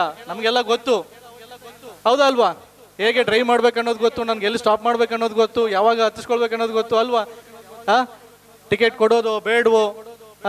ಈ ಒಂದು ಸಮಸ್ಯೆ ಇಲ್ಲಿ ಈ ಒಂದು ನಮ್ಮ ಪೀಳಿಗೆಯಿಂದನೇ ನಾವು ಎಷ್ಟೋ ಟೆಕ್ನಾಲಜಿಯಲ್ಲಿ ತುಂಬ ಅಡ್ವಾನ್ಸ್ ಇದ್ದೀವಿ. ಈಗ ತಮ್ಮೆಲ್ಲ ಬಸ್ಗಳಲ್ಲಿ ಗೊತ್ತಿರ್ಬೋದು, ಎಲ್ಲ ಬಸ್ಗಳಲ್ಲೂ CC ಕ್ಯಾಮ್ರಾ ಇದ್ದಾವೆ. ಈಗ ಹಂಗೆ ನಾನು ನಮ್ಮ ಬಸ್ ಮಾಲಕರ ಜೊತೆ ಡಿಸ್ಕಷನ್ ಮಾಡ್ತಾ ಇದ್ದೆ. ಮೊದಲಾದರೆ ಅವರು ಪ್ರತಿಯೊಂದು ಬಸ್ನ ಫಿಸಿಕಲಿ ಇನ್ಸ್ಪೆಕ್ಷನ್ ಮಾಡಿ ಏನಿದೆ ರಿಪೋರ್ಟ್ನ ತೊಗೊಳ್ಬೇಕಿತ್ತು. ಬಟ್ ಈಗ ಹಾಗಲ್ಲ, ಅವ್ರು ಮೊಬೈಲಲ್ಲೇ ಆ್ಯಪ್ ಡೌನ್ಲೋಡ್ ಮಾಡಿಕೊಂಡು ತಮ್ಮ ಏನು ಬಸ್ಸಲ್ಲಿರುವಂಥ ಕ್ಯಾಮ್ರಾ ವಿತ್ ವಾಯ್ಸ್ ಬರುತ್ತೆ. ಈಗ ಏನೇನು ನಡೀತಾ ಇದೆ ಅನ್ನೋ ಪ್ರತಿಯೊಂದು ದಿನದ ಗಂಟೆಯ ಸೆಕೆಂಡ್ನ ಚಲನವಲನಗಳನ್ನು ನಮ್ಮ ವಾಹನ ಮಾಲಕರು ಅದನ್ನು ವಿಶ್ಲೇಷಿಸಬಹುದಾಗಿದೆ. ತಾವೆಲ್ಲ ನೋಡಿಕೊಂಡು ಸರಿಯಾದ ಮಾರ್ಗದರ್ಶನ, ಏಕೆಂದರೆ ಈ ಒಂದು ಪೊಲೀಸ್ ಇಲಾಖೆ ಮತ್ತು ಸಾರಿಗೆ ಇಲಾಖೆಯಲ್ಲಿ ನಾವಿರೋದು ಬೆರಳೆಣಿಕೆ ಅಷ್ಟೇ. ಈಗ 2000-3000 ಬಸ್ನ ನಾವು ಕಂಟ್ರೋಲ್ ಮಾಡೋಕ್ಕೆ ನಾವಿರೋದು ಒಂದು 10ರಿಂದ 15 ಜನ ಆಫೀಸರ್ಸ್ ಇದ್ದೀವಿ. ಸೊ ಅದಕ್ಕಿಂತ ತಮ್ಮಲ್ಲಿ ಏನಿದೆ ಈ ಒಂದು ವ್ಯವಸ್ಥೆ, ತಾವೇನು ಎಲ್ಲ ಬಸ್ಗಳಲ್ಲಿ CC ಕ್ಯಾಮ್ರಾ ಹಾಕ್ಸಿದ್ದೀರಾ, GPS ಇದೆ, ತಾವೆಲ್ಲ ಅದನ್ನು ಸ್ವಲ್ಪ ಮಾನಿಟ್ರ್ ಮಾಡಿ ರಿಯಲ್ ಟೈಮಲ್ಲಿ. ಏಕೆಂದರೆ ನಾವು ಬರೋದ್ರೆ ಬರೀ ಪೆನಲ್ಟಿ ಹಾಕಬೇಕಾಗುತ್ತೆ. ನೀವು ಪೆನಲ್ಟಿ ಕಟ್ಟಕ್ಕೆ ರೆಡಿ ಇದ್ದರೆ ನಾವು ಅದನ್ನು ಇಂಟಿಗ್ರೇಟ್ ಮಾಡಿಕೊಂಡು, ಈಗ ನಮ್ಮ ಮೊನ್ನೆ ಒಂದು DC ಸಾಹೇಬ್ರು ಹೇಳಿದರು, ನಮ್ಮ ಕಮಾಂಡಿಂಗ್ ಸೆಂಟರ್ಗಳಲ್ಲಿ ನಿಮ್ಮಲ್ಲಿ ಈಗ ನಮ್ಮದು ಒಂದು ಬರ್ತಾ ಇದೆ VLTD, vehicle location and driving system ಅಂತ VLTD ಬರ್ತಾ ಇದೆ, ಟ್ರ್ಯಾಕಿಂಗ್ ಡಿವೈಸ್ ಅಂತ ಬರ್ತಾ ಇದೆ. ಸೊ ಅದನ್ನು ಅಳವಡಿಸಿದ್ರೆ ನಿಮ್ಮದು ರಿಯಲ್ ಟೈಮ್, ತಾವು ಯಾವ ಟೈಮಲ್ಲಿ ಎಲ್ಲಿಂದ ಓಡ್ತಾ ಇದ್ದೀರಾ, ಎಲ್ಲಿ ಪಾರ್ಕ್ ಆಗ್ತಾ ಇದೆ, ಏನು ಎಲ್ಲ ರಿಯಲ್ ಟೈಮ್ನ ನಮ್ಮ ಏನು ಸ್ಮಾರ್ಟ್ ಸಿಟಿಯಲ್ಲಿದೆ ಆ ಕಮಾಂಡ್ ಸೆಂಟ್ರಿಗೆ ಲಿಂಕ್ ಮಾಡಿಬಿಟ್ರೆ ನೀವು ಅವಾಗ ಈ ವೈಲೇಷನ್ಸ್ ನಾವು ನಿಮಗೆ ಹೇಳಬೇಕಾಗಿಲ್ಲ, ಏನು ಬೇಕಲ್ಲ. ನಮ್ಮ ದಿನೇಶ್ ಸರ್ ಹೇಳಿದಂಗೆ ಆಲ್ರೆಡಿ ನಮ್ಮದು ವಾಹನ ಇಂಟಗ್ರೇಟೆಡ್ ಇದೆ. ಚಲನ್ ಆಟೋಮೆಟಿಕ್ಲಿ ನೀವು ಎಷ್ಟು ವೈಲೇಷನ್ ಮಾಡ್ತಾ ಇರ್ತೀರಾ ಅಷ್ಟು ಚಲನ್ನು ನಿಮ್ಮ ಮನೆಗೆ ಈಗ ಕ್ರೆಡಿಟ್ ಆಗ್ತಾ ಹೋಗ್ತಾ ಇರುತ್ತೆ, ನೀವು ಅದನ್ನು ಪೇ ಮಾಡ್ತಾ ಬರಬೇಕಾಗುತ್ತೆ. ಸೊ ಆದ್ದರಿಂದ ಮುಂದಿನ ದಿನಗಳಲ್ಲಿ ಏನು ಈಗ ನಮ್ಮ ಟೆಕ್ನಾಲಜಿ ತುಂಬ ಇಂಪ್ರೂವ್ ಆಗ್ತಾ ಇದೆ, ನಿಮ್ಮಲ್ಲಿರುವಂಥ ಈ ಟೆಕ್ನಾಲಜಿ ಬಳಸಿಕೊಂಡು ಸಾಧ್ಯವಾದಷ್ಟು ಮಟ್ಟಿಗೆ ನಾವು ಏನು ಅಂದರೆ ಈ ಅಪರಾಧ ಮತ್ತು ಪ್ರಕರಣಗಳನ್ನು ಕಡಿಮೆ ಮಾಡಬೇಕಾಗಿದೆ. ಏಕೆಂದರೆ ನಮಗೆ ಟಾರ್ಗೆಟ್ ಇರುತ್ತೆ, ನಾವು ಕೊಡ್ತೀವಿ. ಬಟ್ ಆ ಟಾರ್ಗೆಟ್ಗಿಂತ ಇಲ್ಲಿ ಏನು ಈ 3 ಲಕ್ಷ ಜನ 4 ಲಕ್ಷ ಜನ ಸವಾರಿ ಮಾಡ್ತಾ ಇದ್ದಾರೆ, ಅವರ ಒಂದು ಸುರಕ್ಷತೆ ತುಂಬ ಅತಿ ಮುಖ್ಯ. ತಾವೆಲ್ಲ ಈಗ ನಮ್ಮಲ್ಲಿ ನೋಡ್ತಾ ಇದ್ದಾರೆ, ಪರ್ ಡೇ ಒಂದು 30ರಿಂದ 40 ಕಾರ್ ರಿಜಿಸ್ಟರ್ ಆಗುತ್ತೆ, 150ರಿಂದ 200 ಬೈಕ್ ರಿಜಿಸ್ಟರ್ ಆಗ್ತಾ ಇದ್ದಾವೆ. ಎಲ್ಲ ಸೇರಿಸಿದ್ರೆ ಹತ್ತತ್ರ ಪರ್ ಮಂತ್ಗೆ ನಮ್ಮದು ಈ ಬಸ್ಸುಗಳ ಜೊತೆಗೆ ಆ ಕಾರುಗಳು ತಾವೆಲ್ಲಿ ಹೋದರೂ ಪ್ರತಿಯೊಂದು ಮನೆ ಮುಂದೆ ಕಾರು ಬೈಕು ಎಲ್ಲ ಕಡೆ ಕಾಣುತ್ತೆ. ಈಗ ನಮಗೆ ಅದೇನಾಗಿದೆ ಅಂದರೆ ನಮ್ಮ ನರನಾಡಿಗಳಲ್ಲಿ ಸಾರಿಗೆ ವ್ಯವಸ್ಥೆ ಹೇಗಿದೆ ಅಂದರೆ, ಬೈಕು ಕಾರು ಇಲ್ಲ ಅಂದರೆ ಒಂದು ಚಿಕ್ಕ ಮಗುನು ಈಗ ಹುಟ್ಟಿರೋ ಏನೋ ಮಾತು ಬರುವಂಥ ಮಗು ಕೂಡ ನಾವು ಕರ್ಕೊಂಡು ಹೋಗೋದು ಕಷ್ಟ. ಈಗ ಅವ್ರಿಗೆ ಕಂಪಲ್ಸರಿಯಾಗಿ ಬೈಕು ಕಾರಲ್ಲೇ ನಾವು ಕರ್ಕೊಂಡು ಹೋಗ್ಬೇಕಾದಂಥ ಪರಿಸ್ಥಿತಿಗೆ ನಾವು ಬಂದಿದ್ದೀವಿ. ಅದ್ರ ಜೊತೆಗೆ ನಾವು ಒಂದು ಈ ಸುಸ್ಥಿರ ಸಾರಿಗೆಯನ್ನು ಕಂಡುಕೊಳ್ಬೇಕು. ಅದಕ್ಕೆ ತಾವೇನಿದ್ದೀರಾ ಚಾಲಕರು, ತಮ್ಮ ಒಂದು ಸಹಕಾರ ಅತಿ ಮುಖ್ಯವಾಗಿದೆ. ಈ ಮಂಗಳೂರು ನಗರದಲ್ಲಿ ತಾವು ಲೇನ್ ಡಿಸಿಪ್ಲಿನ್ ಇರ್ಬೋದು, ಈಗಾಗಲೇ ನಮ್ಮ ದಿನೇಶ್ ಸರ್ ಮತ್ತು ACP ಮೇಡಮ್ ಹೇಳಿದ ಹಾಗೆ ತಮಗಾಗಿ ಒಂದು ಬಸ್ ಬೇನ ಸಪ್ರೇಟಾಗಿ ಲೇನ್ ಡಿಸಿಪ್ಲಿನ್ಗೋಸ್ಕರ ಮಾಡಿದ್ದೀವಿ. ನಿಮ್ಮ ಏನು ನಮ್ಮ ಸ್ಟೇಟ್ ಬ್ಯಾಂಕ್ ಬಸ್ ಸ್ಟ್ಯಾಂಡ್ ಅಪೋಸಿಟೇ. ಬಟ್ ಎಷ್ಟೋ ಜನ ಆ ಬಸ್ ಬೇ ಬಿಟ್ಟು ಈ ಕಡೆ ಬರ್ತೀರಾ, ಜನರಲ್ ಟ್ರಾಫಿಕ್ಗೂ ಕಿರಿಕಿರಿ ಮಾಡ್ತಾ ಇದ್ದೀರಾ, ನಿಮ್ಮ ಸ್ಟ್ಯಾಂಡಲ್ಲೂ ಫುಲ್ಲು ಈ ಕಡೆನೂ ನಾವು 2 ಕಡೆನೂ ಸಂಚಾರ ಮಾಡಲ್ದಂಗೆ ಈಗ ತಾವು ಆ ಪರಿಸ್ಥಿತಿನ ತಂದಿರ. ದಯವಿಟ್ಟು ನಿಮಗೆ ಏನು ಡೆಡಿಕೇಟೆಡ್ ಲೈನ್ನ ಕೊಟ್ಟಿದ್ದೀರಾ ಅದನ್ನು ಉಪಯೋಗಿಸಿ ಸಾಧ್ಯವಾದಷ್ಟು ನಾವು ಸುಸ್ಥಿರವಾದ ಸಾರಿಗೆಯನ್ನು ಒಂದು ಇದು ಮಾಡೋಣ. ಅದೇ ರೀತಿಯಾಗಿ ಇಲ್ಲಿ ಕೆಲವೊಂದು ನಿಮಗೆ ನಮ್ಮ ಈ ಒಂದು ಬಸ್ ಮತ್ತು ಸಂಘದಿಂದ ಕೆಲವೊಂದು ಮಾರ್ಗದರ್ಶನ ಕೊಟ್ಟಿದ್ದಾರೆ. ಪ್ರತಿಯೊಬ್ಬರು ಕಂಪ್ಯೂಟರೈಸ್ಡ್ ಟಿಕೆಟ್ ಮಷಿನ್ ಮೂಲಕ ಪ್ರಯಾಣಿಕರಿಗೆ ಟಿಕೆಟು. ಇದರಲ್ಲಿ ಸ್ವಲ್ಪ ಸಮಸ್ಯೆ, 70% ಟಿಕೆಟ್ ಕೊಡ್ತಾ ಇದ್ರೆ ಇನ್ನು 30% ಕೊಡ್ತಾ ಇಲ್ಲ. ಸೊ ಇನ್ಮೇಲೆ ನಾವು ಮತ್ತು ಪೊಲೀಸ್ ಇಲಾಖೆ ಜಂಟಿಯಾಗಿ ಕಾರ್ಯಾಚರಣೆ ಮಾಡಿಕೊಂಡು ನಿಮಗೆ ಅದು ಯಾರು ವಿತೌಟ್ ಟಿಕೆಟ್ ಪ್ರಯಾಣ ಮಾಡಿದರೆ 500 ದಂಡ, ನೀವು ಟಿಕೆಟ್ ಕೊಡೋಲ್ಲಿ ಫೇಲ್ ಆದರೆ ನಿಮಗೆ 500 ದಂಡ ನೀವು ಕಟ್ಟಬೇಕಾಗುತ್ತೆ. ಸೊ ಅದನ್ನು ಈ ಒಂದು ವೇದಿಕೆ ಮೂಲಕ ತಮಗೆ ತಿಳಿಪಡಿಸಲು ನಾವು ಇಚ್ಛೆ ಪಡ್ತೀವಿ. ಸೊ ದಯವಿಟ್ಟು ಎಲ್ಲರೂ ಕೂಡ ಕಂಪ್ಯೂಟರೈಸ್ಡ್ ಇದೆ, ನಿಮಗೆ ವೆರಿ ಈಸಿ ಇದೆ. ಈಗ ಸ್ವಲ್ಪ ಮೊಬೈಲನ್ನು ಬಿಟ್ಟು ಟಿಕೆಟನ್ನು ಕೊಡೋದನ್ನು ನಾವು ಪ್ರಾಕ್ಟೀಸ್ನ ಮಾಡ್ಕೊಳ್ಬೇಕಾಗಿದೆ. ಎಷ್ಟೋ ಜನ ನಮ್ಮ ಯಂಗ್ಸ್ಟರ್ಸು ಈಗ ನಾವು, ಏಕೆಂದರೆ ಈಗ ನಮ್ಮ DC ಸಾಹೇಬರು ಹೇಳಿದರು ಏನೇನು ವಾಹನ ಅಪಘಾತದಲ್ಲಿ ಗ್ರೀವಿಯಸ್ ಹರ್ಟ್ಗೆ ಏನಿದೆ 304A ಇವೆಲ್ಲ ನೋಡಿದಾಗ ನಾವು ಕಾರು ಚಾಲನೆ ಮಾಡೋಕ್ಕೆ ಹೋಗೋದಿಲ್ಲ, ಬೈಕ್ನು ಚಾಲನೆ ಮಾಡೋಕ್ಕೆ ಹೋಗೋದಿಲ್ಲ, ಆಟೋದಲ್ಲೇ ಅಡ್ಡಾಡ್ತೀವಿ, ಬಸ್ಸಲ್ಲೇ ಹೋಗ್ತೀವಿ, ಇಲ್ಲ ನಮ್ಮ ಸರ್ಕಾರಿ ವಾಹನದಲ್ಲೇ ಅಡ್ಡಾಡ್ತೀವಿ. ಏಕೆಂದರೆ ಕಾನೂನು ಅಷ್ಟೊಂದು ಬಿಗುವಾಗಿದೆ. ತಮಗೆಲ್ಲ ಅರಿವಿಗೆ ಬಂದಾಗ ಎಷ್ಟೋ ಸರಿ ನಮಗೆ ಪೊಲೀಸ್ ಕಮಿಷನರ್ ಆಫೀಸಿಂದ DL ಸಸ್ಪೆನ್ಷನ್ಗೆ ಬರುತ್ತೆ. ಬಟ್ ಅದನ್ನು ನಾವು ನೋಟಿಸ್ ಕಳಿಸಿದ ತಕ್ಷಣ ನೀವು ನಮ್ಮಲ್ಲಿ ಬಂದು ರಿಕ್ವೆಸ್ಟ್ ಮಾಡ್ಕೊಳ್ಳೋದಿರ್ಬೋದು ಅಥವಾ ಬೇರೆ ಬೇರೆ ಆಯಾಮಗಳಿಂದ ನಮಗೆ ಹೇಳ್ಸೋದಿರ್ಬೋದು, ಇವೆಲ್ಲ ಪ್ರಮೇಯ ತಪ್ಪತ್ತೆ. ತಾವು ಈ ಒಂದು ಏನು ಸಂಚಾರ ನಿಯಮಗಳನ್ನು ಉಲ್ಲಂಘನೆ ಮಾಡದೇ ಇದ್ದರೆ ಈ ಒಂದು ಎಲ್ಲ ಪ್ರಮೇಯ ಬರೋದಿಲ್ಲ. ಯಾಕೆಂದರೆ ಅದು ಒಂದ್ಸರಿ ಅದು ಪ್ರೊಸೆಸ್ ಸ್ಟಾರ್ಟ್ ಆದರೆ ನೀವೇ ನಮ್ಮ ಎಲ್ಲರನ್ನೂ ಕೂಡ ರಿಕ್ವೆಸ್ಟ್ ಮಾಡ್ತಾ ಹೋಗಬೇಕಾಗುತ್ತೆ. ಆ ರಿಕ್ವೆಸ್ಟ್ ಬದಲು ತಾವು ಒಂದು 2 ನಿಮಿಷ ತಾಳ್ಮೆಯಿಂದ ಸಂಚಾರ ನಿಯಮಗಳನ್ನು ಪಾಲನೆ ಮಾಡಿ. ಸೊ ಅದೇ ರೀತಿಯಾಗಿ ತಮ್ಮ ಕರ್ತವ್ಯಗಳೆಲ್ಲ ಗೊತ್ತಿದೆ. ಕಂಡಕ್ಟರ್ ಲೈಸೆನ್ಸ್ ಎಲ್ಲ ತೊಗೊಂಡಿದ್ದೀರಲ್ವಾ? ಎಲ್ಲರ ಹತ್ರ ಕಂಡಕ್ಟರ್ ಲೈಸೆನ್ಸ್ ಇದೆ. ಸೊ ಅದಕ್ಕೆ ನೀವು ಲೈಸೆನ್ಸ್ ತೊಗೊಳ್ಬೇಕಾದ್ರೆ ತಮಗೆ ಎಲ್ಲ ರೀತಿಯಾಗಿ ಏನು ಕರ್ತವ್ಯ ನಿಭಾಯಿಸಬೇಕನ್ನೋದು ಇವಾಗಲೇ ಗೊತ್ತಾಗಿದೆ. ಅದೇ ರೀತಿಯಾಗಿ ಇನ್ನು ಮುಂದೆ ನಾವು ಈ ಒಂದು ಸಂಘದ ಪದಾಧಿಕಾರಿಗಳೊಂದಿಗೆ ಮಾತಾಡ್ತಾ ಇನ್ಮೇಲೆ ಪ್ರತಿ ತಿಂಗಳು ಒಂದು 20 ಜನ, ಏಕೆಂದರೆ ಈಗ ನೋಡಿ ಸುಮಾರು ಬಸ್ ಆಪ್ರೇಟ್ ಆಗ್ತಾ ಇರೋದು, ಎಲ್ಲರೂ ನಾವು ಇಲ್ಲಿ ಸೇರ್ಸೋಕ್ಕಾಗೋದಿಲ್ಲ, ಅದು ಕಷ್ಟ. ಏಕೆಂದರೆ ನಿಮಗೆ ಅಲ್ಲಿ ರೂಟು ಮಿಸ್ ಆಗುತ್ತೆ ಮತ್ತು ಡ್ಯೂಟಿ ಮಿಸ್ ಆಗುತ್ತೆ ಅನ್ನೋ ಕಾರಣಕ್ಕೆ ಯಾರು ವೀಕ್ಲಿ ಆಫ್ ಇರ್ತೀರಾ ಅಂಥವ್ರಿಗೆ ನಮ್ಮ ಮುಡಿಪುವಲ್ಲಿ ನಮ್ಮದು ಡ್ರೈವಿಂಗ್ ಟ್ರೈನಿಂಗ್ ಇನ್ಸ್ಟಿಟ್ಯೂಟ್ ಇದೆ. ಸೊ ಅದಕ್ಕೆ ನಾನು ಈ ಒಂದು ಸಂಘದ ಪದಾಧಿಕಾರಿಗಳಲ್ಲಿ ರಿಕ್ವೆಸ್ಟ್ ಮಾಡ್ಕೊಳ್ತಾ ಇದ್ದೀನಿ, ತಾವೇನು ಒಂದು ನಮಗೆ ವೀಕ್ಲಿ ಚಾರ್ಟ್ ಕೊಟ್ಟರೆ, ಸೊ ಪ್ರತಿ ವೀಕ್ ಯಾರ್ಯಾರು ಆಫ್ ಇರ್ತಾರೆ ಒಂದೊಂದು 20 ಜನಕ್ಕೆ ನಮ್ಮ ಮುಡಿಪುವಲ್ಲಿರುವಂತಹ ನುರಿತ ತಜ್ಞರಿದ್ದಾರೆ, ಅವ್ರ ಮೂಲಕ ಒಂದು ಏನು ಈ ಕಾರ್ಯಗಾರನ ವರ್ಷ ಪೂರ್ತಿ, ಏಕೆಂದರೆ ಇದು ಬರೀ ಒಂದಿನಕ್ಕೆ ಮಾತ್ರ ಸೀಮಿತ ಆಗಬಾರ್ದು ಈ ಒಂದು ಕಾರ್ಯಕ್ರಮದಲ್ಲಿ ನಮ್ಮ. ಏಕೆಂದರೆ ನೋಡಿ ನಾವು ಹೇಳೋದಂಗೆ 1000 ಬಸ್ ಅಂದರೆ ಇಂಟು ಇಬ್ಬರು, ಒಬ್ಬರು ಕಂಡಕ್ಟರ್ ಒಬ್ಬರು ಡ್ರೈವರು, ಹತ್ತತ್ರ 2000 ಜನ ಆಗ್ತಾರೆ. ಬಟ್ ಇಲ್ಲಿ ನಾವು ವಾರ್ಡ್ಲಿ ಸೇರಿರೋದು ಒಂದು 50ರಿಂದ 100. ಆದ ಕಾರಣ ಆ ಒಂದು ಇದು ಒಂದು ಕಾರ್ಯಕ್ರಮದ ಉದ್ದೇಶವನ್ನು ನಾವು ಯಶಸ್ವಿ ಮಾಡಬೇಕಾದ್ರೆ ತಮ್ಮ ಏನಿರ್ತಾರೆ ವೀಕ್ಲಿ ಆಫ್ ಇರ್ತಾರೆ ಅಂಥವ್ರಿಗೆ ಪ್ರತಿ ಒಂದು ವೀಕ್ ತಾವೇ ಸ್ಕೆಡ್ಯೂಲ್ ಮಾಡಿಕೊಂಡು ನಮ್ಮಲ್ಲಿ ಏನು ಮುಡಿಪಲ್ಲಿ ಏನು ಆಲ್ರೆಡಿ ಈಗ ನಮ್ಮ ಮತ್ತು KSRTC ಮೂಲಕ ಏನು ನಡೀತಾ ಇದೆ ಹೆವಿ ಡ್ರೈವಿಂಗ್ ಟ್ರೈನಿಂಗ್ ಇನ್ಸ್ಟಿಟ್ಯೂಟ್, ನಮ್ಮದೇ ಆದ ಟ್ರ್ಯಾಕ್ ಇದೆ, ಅಲ್ಲಿ ಸೆನ್ಸರ್ ಸಿಸ್ಟಮ್ ಇದೆ, ಮತ್ತು ನಾವು ನಿಮಗೆ ಏನು ಯಾವ ರೀತಿಯಾಗಿ ಚಾಲನೆ ಮಾಡಬೇಕು, ಮತ್ತು ತಮಗೆ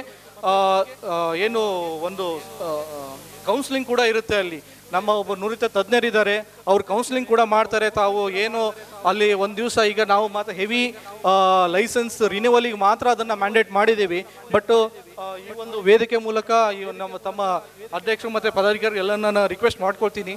ಸೊ ತಾವೊಂದು ಆ ಸ್ಕೆಡ್ಯೂಲ್ ಮಾಡಿಕೊಟ್ರೆ ಇದನ್ನು ಪ್ರತಿ ಮಂತು ನಾವು ಕಂಟಿನ್ಯೂ ಮಾಡ್ಬೋದಂತ ತಮ್ಮಲ್ಲಿ ಕೇಳ್ಕೊತೇನೆ. ಸೊ ಅದೇ ರೀತಿಯಾಗಿ ಇಲ್ಲಿ ಕೊಟ್ಟಿರುವಂತಹ ಈ ಎಲ್ಲ ಅಂಶಗಳನ್ನು ತಾವು ಓದಿ, ಇದರಲ್ಲಿ ಮುಖ್ಯವಾಗಿ ನಮಗೆ ಬರ್ತಾ ಇರೋ ಕಂಪ್ಲೇಂಟ್ಸು ಒಂದು ಅದೇ ಟಿಕೆಟು ತಾವು ಅದನ್ನು ಈಗ ಆಲ್ರೆಡಿ ಮಾತಾಡಿದ್ದಾರೆ. ಸೊ ಸಾಧ್ಯವಾದಷ್ಟು ಟಿಕೆಟ್ನ ಇದು ಮಾಡಿ, ತಪ್ಪಿದಲ್ಲಿ ನಮ್ಮ ಮತ್ತು ಪೊಲೀಸ್ ಸಹಯೋಗದಿಂದ ಇನ್ಮೇಲೆ ನಾವು ಎನ್ಫೋರ್ಸ್ಮೆಂಟ್ ಸ್ಟಾರ್ಟ್ ಮಾಡ್ತೀವಿ.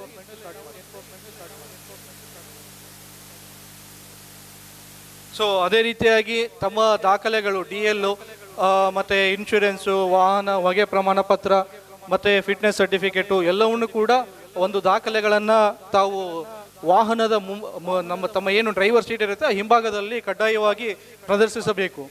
ಸೊ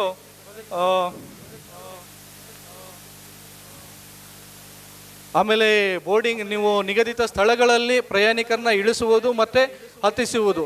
ಎಷ್ಟೋ ಸಾರಿ ನಾವು ನೋಡ್ದಂಗೆ ಒಂದು ಬಸ್ ಮುಂದಿರುತ್ತೆ, ಹಿಂದಿನ ಬಸ್ ಅವರು ರೋಡ್ ಮಿಡ್ಲಲ್ಲಿ ನಿಲ್ಲಿಸ್ತಾರೆ. ಈ ಕಡೆಯಿಂದ ನಾವು ಲೆಫ್ಟ್ ಸೈಡಿಂದ ಯಾವುದಾದ್ರು ವಾಹನ ಬಂದು ಅವರಿಗೆ ತಾಗೋದಾಗಲಿ ಅಥವಾ ನಾವು ಬರಬೇಕಾದ್ರೆ ಲೆಫ್ಟ್ ಸೈಡ್ ಬಂದು ಅವು ಪ್ರಯಾಣಿಕರಿಗೆ ತಾಗೋದಾದರೆ ಅದು ಕಂಡಕ್ಟರ್ ಮೇಲೆ ಜವಾಬ್ದಾರಿ ಆಗ್ತಾರೆ.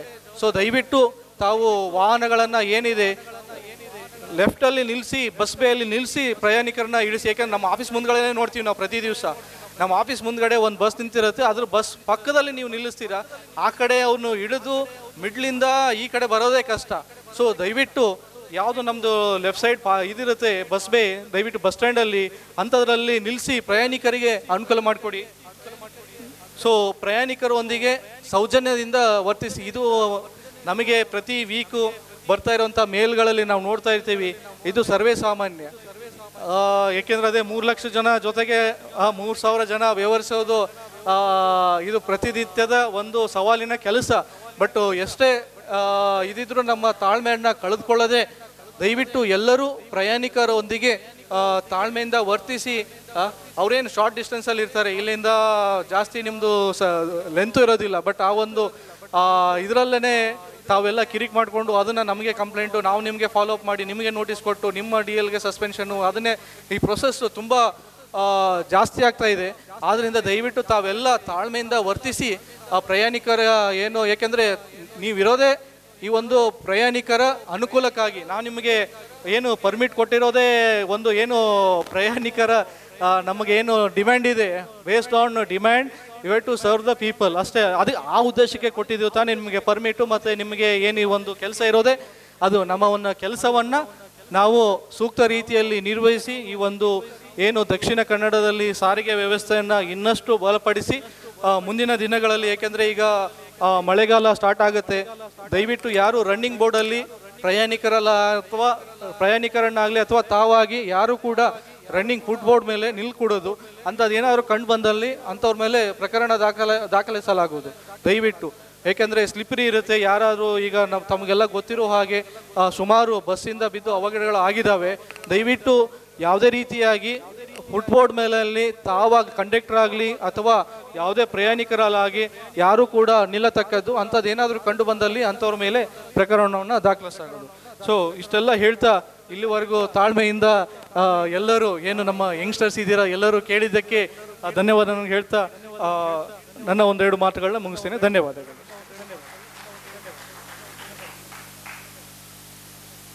ಮಾತನ್ನು ನಾವೆಲ್ಲರೂ ಕೂಡ ಅವರ ಮಾತಿಗೆ ಕಿವಿಯಾಗೋಣ. ದಕ್ಷಿಣ ಕನ್ನಡ ಬಸ್ಸು ಮಾಲಕರ ಸಂಘ ಮತ್ತು ಕೆನರಾ ಬಸ್ಸು ಮಾಲಕರ ಸಂಘದ ಜಂಟಿ ಆಶ್ರಯದಲ್ಲಿ ಇವತ್ತು ಬಸ್ಸು ಚಾಲಕರು ಮತ್ತು ನಿರ್ವಾಹಕರ ಮಾಹಿತಿ ಕಾರ್ಯಾಗಾರದ ಈ ವೇದಿಕೆಯಲ್ಲಿರುವ ಪೊಲೀಸ್ ಉಪಾಯುಕ್ತರಾದ BP ದಿನೇಶ್ ಕುಮಾರ್ ಅವರೇ, ಸಹಾಯಕ ಪೊಲೀಸ್ ಆಯುಕ್ತರಾದ ನಜ್ಮಾ ಫಾರೂಕಿರವರೇ, ಪ್ರಾದೇಶಿಕ ಸಾರಿಗೆ ಅಧಿಕಾರಿಯಾದ ಶ್ರೀಧರ್ ಮಲ್ನಾಡ್ ಅವರೇ, ರಾಜೇಂದ್ರ ಭಟ್ರೆ, ಜೀವಂತ ಸಡ್ಡೆತ್ತಾಯರೇ ಮತ್ತು ನಮ್ಮ ಸಂಘದ ಅಧ್ಯಕ್ಷ ಅಜೀಜ್ ಪರ್ತಿಪಾಡಿ ಅವರೇ, ಎಲ್ಲ ಬಸ್ಸು ಬಾಲಕ ಮಿತ್ರರೇ, ಚಾಲಕ ಹಾಗೂ ನಿರ್ವಾಹಕ ಮಿತ್ರರೇ, ಬಹುಶಃ ಅತ್ಯಂತ ಒಳ್ಳೆಯ ಒಂದು ಕಾರ್ಯಕ್ರಮವನ್ನು ನಮ್ಮೆರಡು ಸಂಘಗಳ ಜಂಟಿ ಆಶ್ರಯದಲ್ಲಿ ಇವತ್ತಿಲ್ಲಿ ನಡೆಸಲಾಗಿದೆ. ಬಹುಶಃ ವೇದಿಕೆಯಲ್ಲಿರುವ ಎಲ್ಲ ಅಧಿಕಾರಿಗಳು ಮಾತಾಡಿದರು. ನೀವೆಲ್ಲರೂ ಈ ಕಾರ್ಯಕ್ರಮದ ಕೇಂದ್ರ ಬಿಂದು ಬಹುಶಃ ರಾಜೇಂದ್ರ ಭಟ್ರ ಭಾಷಣ ಕೇಳಿದ ನಂತರ ಏನು ಅಧಿಕಾರಿಗಳು ನಿಮಗೆ ಸೂಚನೆ ಕೊಟ್ಟಿದ್ದಾರೆ ಆ ಸೂಚನೆಯನ್ನು ರಾಜೇಂದ್ರ ಭಟ್ರ ಭಾಷಣವನ್ನು ಕೇಳಿ ನೀವು ಖಂಡಿತ ಅದನ್ನು ಪಾಲಿಸ್ತೀರಿ ಅಂತೇಳಿ ನನಗೆ ವಿಶ್ವಾಸ ಇದೆ. ಯಾಕಂದರೆ ರಾಜೇಂದ್ರ ಭಟ್ರು ರಾಷ್ಟ್ರೀಯ ತರಬೇತುದಾರರು. ಅವರ ಭಾಷಣ ನಾನು ತುಂಬ ಕೇಳಿದ್ದೇನೆ. ನಮ್ಮ ಜೀವನದಲ್ಲಿ ಯಾವ್ಯಾವ ಮೌಲ್ಯಗಳು ಬೇಕು ಅದನ್ನೆಲ್ಲವನ್ನು ಅವರು ಹೇಳ್ತಾರೆ. ಬಹುಶಃ ಅವರ ಭಾಷಣ ಕೇಳಿದ ನಂತರ ನಾವು ಆ ಭಾಷಣದ ತುಣುಕುಗಳನ್ನು ಬೆಳಿಗ್ಗೆ ನೆನಪು ಮಾಡಿಕೊಂಡು ನಮ್ಮ ಜೀವನವನ್ನು ಆರಂಭಿಸಿದರೆ ಖಂಡಿತವಾಗಿಯೂ ಏನಿವತ್ತು ಸಾರಿಗೆ ಅಧಿಕಾರಿಗಳಿರ್ಬೋದು, ಪೊಲೀಸ್ ಅಧಿಕಾರಿಗಳಿರ್ಬೋದು ಏನು ಮಾಹಿತಿ ಕೊಟ್ಟಿದ್ದಾರೆ ಅದೆಲ್ಲವನ್ನು ನಮ್ಮ ದಿನನಿತ್ಯದ ಕೆಲಸದಲ್ಲಿ ನಾವು ಆಚರಣೆ ಮಾಡಿದರೆ ಖಂಡಿತ ಅಪಘಾತವೂ ಇರುವುದಿಲ್ಲ ಮತ್ತು ಸಮಾಜದಲ್ಲಿ ಒಳ್ಳೆಯ ಒಂದು ಹೆಸರು ನಮ್ಮ ಸಾರಿಗೆ ಉದ್ಯಮಕ್ಕೆ ಇರ್ತದೆ ಅಂತ ಹೇಳ್ತಾ ಈ ಕಾರ್ಯಕ್ರಮವನ್ನು ಕಾರ್ಯಕ್ರಮಕ್ಕೆ ಉದ್ಘಾಟಕರಾಗಿ ಬಂದ ಪೊಲೀಸ್ ಉಪಾಯುಕ್ತರು ಅಪರಾಧ ಮತ್ತು ಸಂಚಾರ ಮಂಗಳೂರು ನಗರ ಇವರ BP ದಿನೇಶ್ ಕುಮಾರ್ ಅವರಿಗೆ ನಮ್ಮೆರಡೂ ಸಂಘದ ಪರವಾಗಿ ನಾನು ಧನ್ಯವಾದವನ್ನು ಅರ್ಪಿಸ್ತಾ ಇದ್ದೇನೆ. ಇವತ್ತಿನ ಅಧ್ಯಕ್ಷತೆಯನ್ನು ವಹಿಸಿಕೊಂಡ Melvin J Pinto, Saint Aloysius ವಿದ್ಯಾಸಂಸ್ಥೆ ಮಂಗಳೂರು ಇವರಿಗೂ ಕೂಡ ನಾನು ಎರಡೂ ಸಂಘದ ವತಿಯಿಂದ ನಾನು ಧನ್ಯವಾದವನ್ನು ಅರ್ಪಿಸ್ತಾ ಇದ್ದೇನೆ. ಮುಖ್ಯ ಅತಿಥಿಗಳಾಗಿ ಬಂದಂಥ ಸೈಂಟ್ ಮೇರೀಸ್ ವಿಶ್ವವಿದ್ಯಾಲಯದ ಮಂಗಳೂರು ಪ್ರವೀಣ್ ಮಾರ್ಟಿಸ್ ಅವರಿಗೂ ಕೂಡ ನಾನು ಧನ್ಯವಾದವನ್ನು ಅರ್ಪಿಸ್ತಾ ಇದ್ದೇನೆ. ಸಹಾಯಕ ಪೊಲೀಸ್ ಆಯುಕ್ತರು ನಜ್ಮಾ ಫಾರೂಕಿ ಅವರಿಗೆ ನಮ್ಮ ಎರಡೂ ಸಂಘದ ವತಿಯಿಂದ ನಾನು ಧನ್ಯವಾದವನ್ನು ಅರ್ಪಿಸ್ತಾ ಇದ್ದೇನೆ. ಪ್ರಾದೇಶಿಕ ಸಾರಿಗೆ ಅಧಿಕಾರಿ ಶ್ರೀಧರ್ ಮಲ್ನಾಡ್ ಅವರಿಗೂ ಕೂಡ ನಮ್ಮೆಲ್ಲರ ಪರವಾಗಿ ಧನ್ಯವಾದವನ್ನು ಅರ್ಪಿಸ್ತಾ ಇದ್ದೇನೆ. ಇವತ್ತಿನ ನಮ್ಮ ಸಂಪನ್ಮೂಲ ವ್ಯಕ್ತಿ ರಾಷ್ಟ್ರೀಯ ಮಟ್ಟದ ತರಬೇತದ ರಾಜೇಂದ್ರ ಭಟ್ರಿಗೂ ಕೂಡ ನಾನು ಧನ್ಯವಾದವನ್ನು ಅರ್ಪಿಸ್ತಾ ಇದ್ದೇನೆ. ದಕ್ಷಿಣ ಕನ್ನಡ ಬಸ್ಸು ಮಾಲಕರ ಸಂಘದ ಅಧ್ಯಕ್ಷರಾದ ಅಜೀಜ್ ಪರ್ತಿಪಾಡಿ ಅವರಿಗೂ ನಿಮ್ಮೆಲ್ಲರ ಪರವಾಗಿ ಧನ್ಯವಾದಗಳು.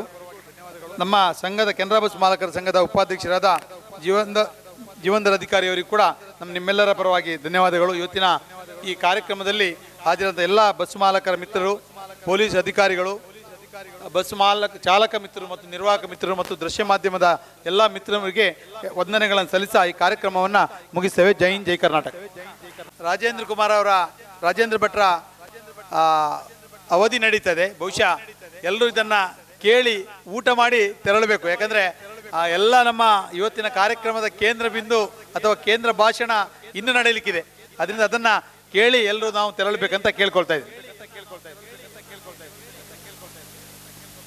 ವಂದನೆಗಳು ಶ್ರೀ ಕುಯಿಲಾಡಿ ಸುರೇಶ್ ನಾಯ್ಕ್ ಅವರಿಗೆ. ಎಲ್ಲರೂ ಕೂಡ ಇವತ್ತು ಯಾರು ಕೂಡ ತೆರಳದೆ ಈ ಕಾರ್ಯಕ್ರಮವನ್ನು ಇವರ ಪರಿಚಯ, ಅವರ ಬಗೆಗಿನ ಒಂದಿಷ್ಟು ಸಂಪನ್ಮೂಲ ವ್ಯಕ್ತಿಗಳನ್ನು ಸಮಾಜಕ್ಕೆ ಪರಿಚಯ ಮಾಡುವಂಥದ್ದು, ತರಬೇತು ನೀಡುವಂಥದ್ದು, ವ್ಯಕ್ತಿತ್ವ ವಿಕಸನ ಶಿಬಿರಗಳು, ಎಂಥ ಕಾರ್ಯಕ್ರಮಗಳನ್ನು ಕೂಡ ತಾವೆಲ್ಲರೂ ಕೂಡ ನೋಡಿರಬಹುದು. ಇವತ್ತಿನ ಈ ಹೊತ್ತು ನಮ್ಮೆಲ್ಲರನ್ನು ಕೂಡ ಉದ್ದೇಶಿಸಿ ಶ್ರೀ ರಾಜೇಂದ್ರ ಭಟ್ ಅವರು ಸಂಪನ್ಮೂಲ ವ್ಯಕ್ತಿಯಾಗಿ ಮಾಹಿತಿಯನ್ನು ಕೊಡಲಿಕ್ಕಿದ್ದಾರೆ. ಈಗ ಈ ಅವಧಿ ಶ್ರೀ ರಾಜೇಂದ್ರ ಭಟ್ ಅವರಿಗೆ.